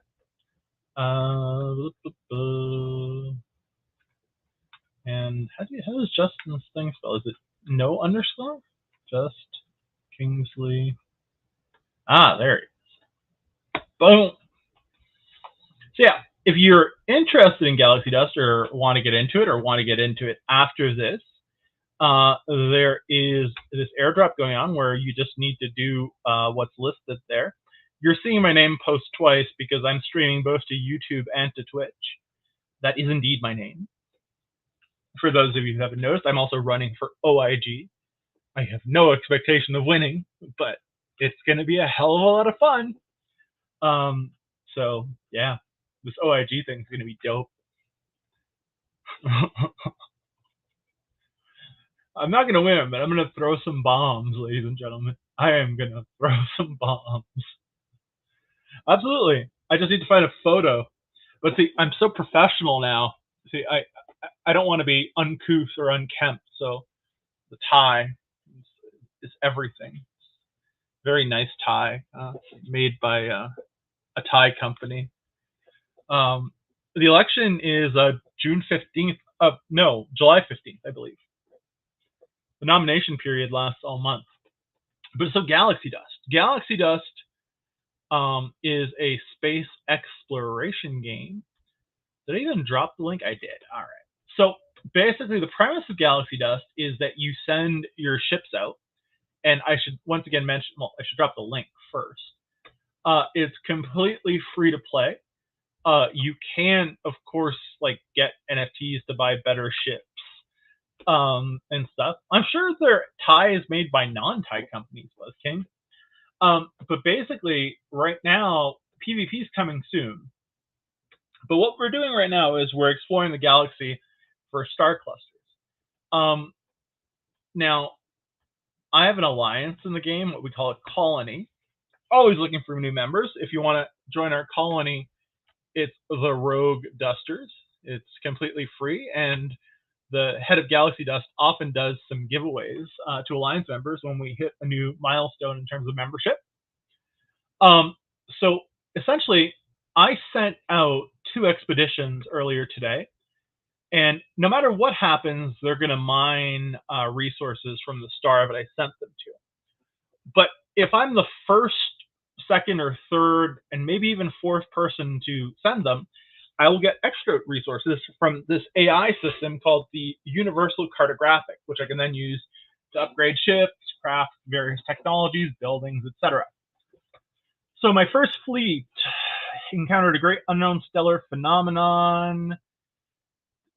Due to great distraction, your technicians and pilots have encountered a field of space debris and have taken impact damage. Okay. Other one, fleet arrives star. Your expedition has discovered a small asteroid cluster from which some resources could be won. Now, they're back at my planet, which is called Prime Rogue or Prime Rogue Inc. I don't remember. Need to check in a minute. And we'll see if we got a first. So, we got a universal cartographic. That means we were not the first to find this one, but we were in the top 3 first. And this is star 623. So that is Galaxy 4, Galaxy Cluster 7, Star Cluster 7, Star 623. And I track these on a spreadsheet. So that's why I'm writing this down. So that was a one. And let's see about the other one. Let's see. Maybe this one was a first. Was it a first? Fuck, it's been discovered 3 times. God damn it. So that one didn't really produce for me, but let's go to the Universal Cartographic and see what we got. Sometimes the prizes buried here are crypto. Sometimes it's blueprints. Sometimes it's just in-game assets. So for this one, I got 800 metal and 800 crystal for 623, the 2 resources that are available in the game. So I'm going to deliver them. Boom. Delivering them means I'm going to take possession, actually. But now we're going to send out 2 more expeditions. And these are going to be going far. So these are 8-hour expeditions. They're also 2-hour ones. If you start doing the free-to-play, you're only going to have 1 ship. But still, I mean, it can do everything you need it to do. It's called the Bolais. It's if you sign up, you get this ship down here. It's a pretty badass-looking ship. It's a smart ship. Cargo capacity 10, impulse engine, meaning you can travel anywhere. So yeah, you get this ship for free if you join the free-to-play. I only have 1 QMP left, so I need to craft another one. A QMP is something you craft to be able to retrieve other ships in space should you encounter lost ships. I'll craft like 5 of them, just because I always like to send one with my expedition. I'm not looking at the chat right now, by the way. Sometimes they drop really special limited drops here where it says limited or special, and they don't always tell us. So just in case, I'm going to check, because I would love a deuterium or a GD extractor, but no. There's no blueprint for GD extractors. They've all been sold. So it's too late by a few minutes. But what we are going to do now that we have those QMPs is we're going to send out our expeditions. So, since I have more than 1 ship, a little bit of strategy is involved. I want to maximize my cargo space while minimizing my time. The Calvac Mini Explorer is just that, a mini explorer. It's pretty fast. Calvac Citizen Hunters are for when PvP comes. They're fighter planes. Calvac Cargo, which is the ship that I drive in the lore, really is a cargo ship. It carries 200 cargo. The Quantum T12, I never really looked into what this ship does. I just like what it looks like. But it also carries, 2,500 cargo for the Calvac, right? And this one's 250. I don't know what it does. But anyway, it doesn't matter. Now, the Nova Reno and the Grinch's Gift are really important. The Nova Reno makes you go faster, and the Grinch's Gift increases your mining. So I'm going to send one of those out with each fleet. Then the Argentina Victory is just a pretty badass ship. It's more of a fighter than a miner, but I'll send them out anyway. I'm going to send out everything except the Bolaïs, because the Bolaïs is the free-to-play ship that can only travel alone. Oops, I just unplugged my monitor. Bear with me, guys. It's a little bit of a pain in the ass. I need to change this cable. It keeps coming out. All right, so what I'm going to do, it's really, playing this game right now is super simple, but it's fun, and it's going to be even more fun when PvP gets here. So for my first expedition, I'm going to take the Calvac Cargo, because I want as much cargo as possible. One of the Nova Renos for speed. The Grinch's Gift for mining. I'll take, I guess, 2 of the Argentina Victories, a QMP, and I'll take a Calvac Hunter and one of the Quantums. And I will send that fleet out. Now, again, as I was telling you, I do this based on spreadsheets. So right now I'm exploring the furthest galaxy because they've buried crypto there, like the equivalent of 2 BUSD. Sometimes they do 5, sometimes they do more, I think. I have not yet found crypto, but I found something that can be transformed into crypto called deuterium. And some people do via the market, and they actually like legit get crypto. Oh fuck! I need to make my fleet again. So I'm gonna send the Nova Reno, the Grinch's Gift, the Calvac, Quantum, 2 Citizen Hunters, an Argentina Victory, and a QMP on the first one. And again, as I was saying, as I screwed up earlier, based on my spreadsheet, we are going to Galaxy 4. Well, we're going to Amacletius, and we're going to Galaxy 7. Then we're going to Star Cluster 7. And my spreadsheet and here tells me I need to send this to 25. So I'm going to send it to 25. And this one is going to be back in 10 hours. So probably right after I wake up. So let's send this guy out. The times can vary depending on the ships you put in your fleet. If you send them to the first galaxy, they'll be back in an hour. Then or 2 hours, 1 hour each way. Then I'll just dump everything else I have into my second expedition. And hope it comes back with either some blueprints or some crypto. Always nice to get free crypto. The thing I was talking about that Sasori does giveaways for, and that can be sold for crypto. I'll just show it to you in a second here.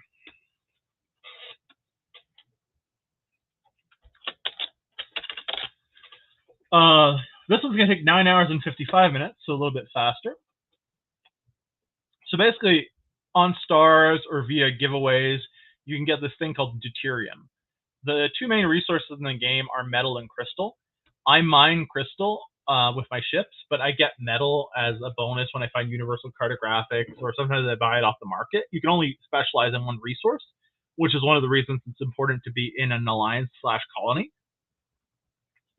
Now, the deuterium, which I've gotten at giveaways, it's kind of cool because basically the in-game currency is GD if you're not doing the free-to-play, but you don't need any if you're doing the free-to-play. Deuterium is not pegged to GD, but you can sell it for GD in the market. As you're about to see, some friends of mine have been doing it lately. So they've been selling like 0.4 deuterium for 1 GD, and that's a pretty realistic price. 0.5 for 1.2, and so on. Deuterium is always in short supply. So basically, if you wanted to, you could sell deuterium, get GD and exchange that GD for BUSD by withdrawing if you so desired, or you can just find GD and either use it in game or get BUSD with it. Or you can go to the market like I typically do, and I've been playing this game for like 4 or 5 months now, and you can see if there are any cheap ships on sale. Right now, that Grinch's Gift, which is a really badass mining ship, is only 5 GD, which is 5 BUSD. A lot of ships for 5 GD right now. Yo, they have a lot of Grinch's Gifts at 5 GD. Oh. Some of the people who got in early are liquidating. I just got, oh, I don't know if I got it actually. I made an offer on one of these Calabazas fighters on a third-party site, but I don't know if I won it. Ooh, Luke Skywalker selling a Tornado Sled. A lot of new stuff since the last time I checked, I can tell you that much. Yo, this one's a badass looking ship. The Comet. This is a tug ship. Oh, and by the way, Sasori, the creator, he is an engineer, and he actually models all the ships so that like they respond accurately as it pertains to like the laws of physics and stuff. So that's pretty cool. So yeah, these I need to check some of these. Oh, this is the Mota Nostra. This is like the weed ship. No, that's not the weed ship. Is it the weed ship? There's a weed ship somewhere. Well, that's not the weed ship. But if you're interested in playing, I'll drop the link again. But I also have our alliance, the Rogue Dusters. We're up to 17 members. I think we're the fourth largest alliance right now. Let's see. We've only been around for less than a month. Some of the alliances have been there for almost since the start of the game, I guess, from what I've heard. So the Alicran order is 37, Stratanus is 70, Intergalactic Brothel 12, Destrucción Masila 12, Rogue Dusters already at 17, a couple of weeks in, Jungle Army 12, Sea Brothers 20. Yeah, so we're fourth. We're the fourth largest alliance. This game started very prominently in the Hispanic community, which is why we had a raid from a Latin American streamer with a lot of Spanish speakers earlier. But that was because basically Sasori wanted to create a game for Spanish-speaking people, because basically blockchain games were, predominated by English people.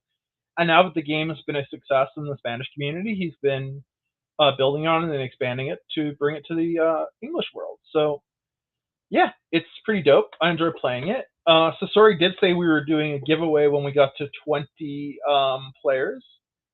So yeah, I do have a clan, Rukian. It's the Galaxy Dusters. You should join here. Sorry, the Rogue Dusters. You should join.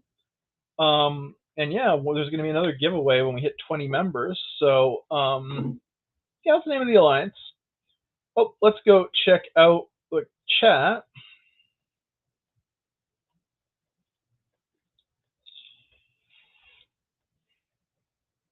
Yeah, it is pretty interesting, Rukian. I'm anxious to see what happens when they have the Unity integration, where we'll be able to pilot the ships in space. There's a great ship in auctions called the Bee. Oh, the Bee is there. Oh, how much is the Bee selling for right now? Let's go see for fun before we run that last grubfish, guys. How much is the Bee selling for? Sometimes in these auctions, you can get amazing deals.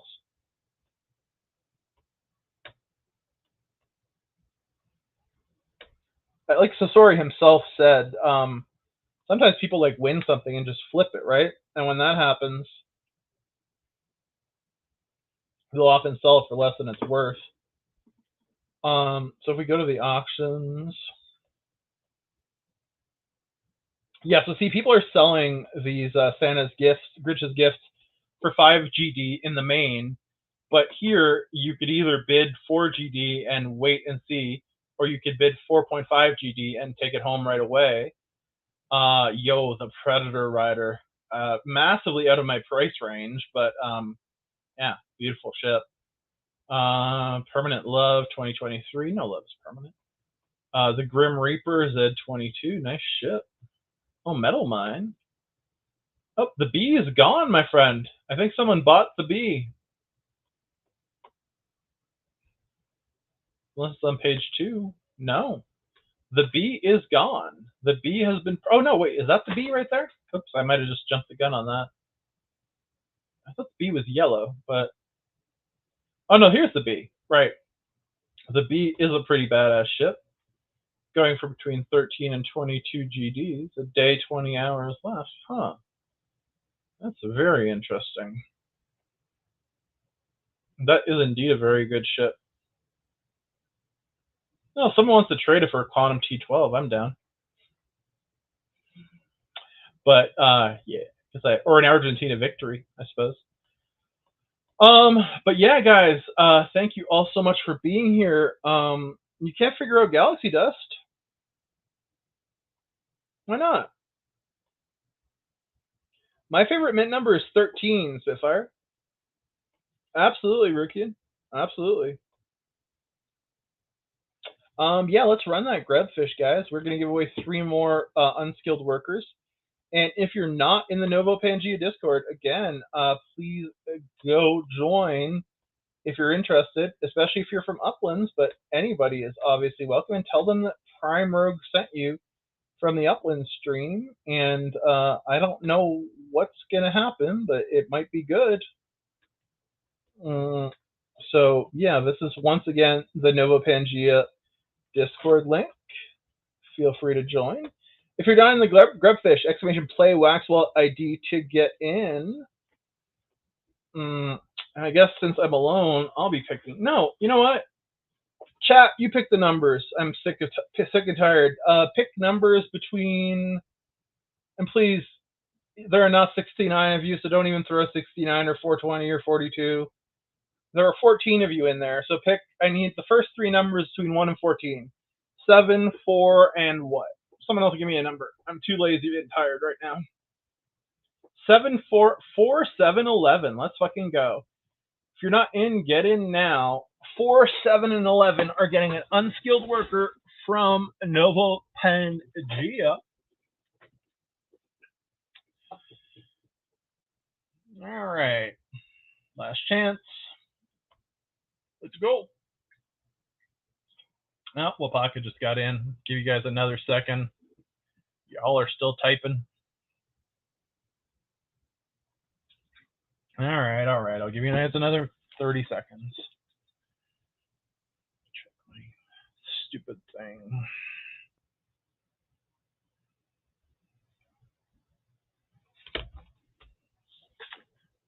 All right. Now we're going. 4, 7, and 11 are going to win. Well, let's do Doom Blades.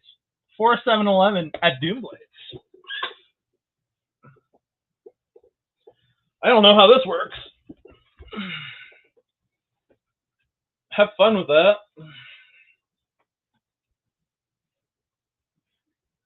It's like, how do you play Doom Blades when I'm giving random numbers from chat? If whoa, okay. That leaves 5, 7, 9, 10 of you. So 11 already won. 4th and 7th spot are still up for grabs. You probably want to die with the next blade if you want 7. So you all should be populating the sectors. You should not be trying to live. Oh, Buzz! Oh, that was brutal, Buzz King.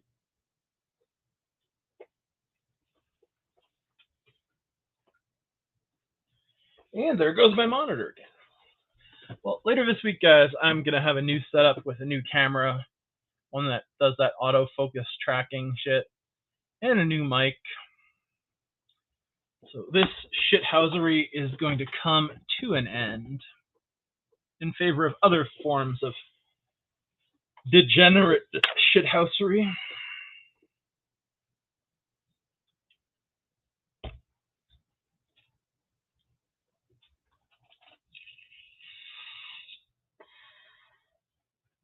And yeah, guys, come play Galaxy Dust. It's fun. You can get free crypto. It's free to play. Woo!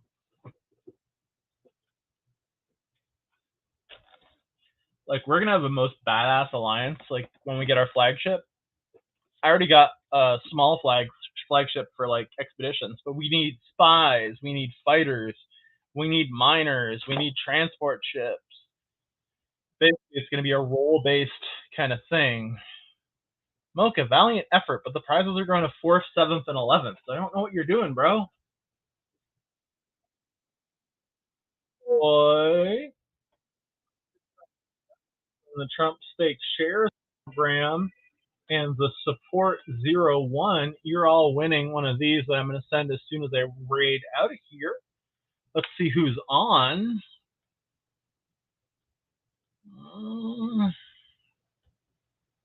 Interesting. Ooh, a magician.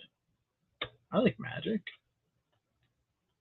Yo, card magic, guys. We're raiding into card magic. I love card magic. It's like my favorite thing. He's doing some distraction right now.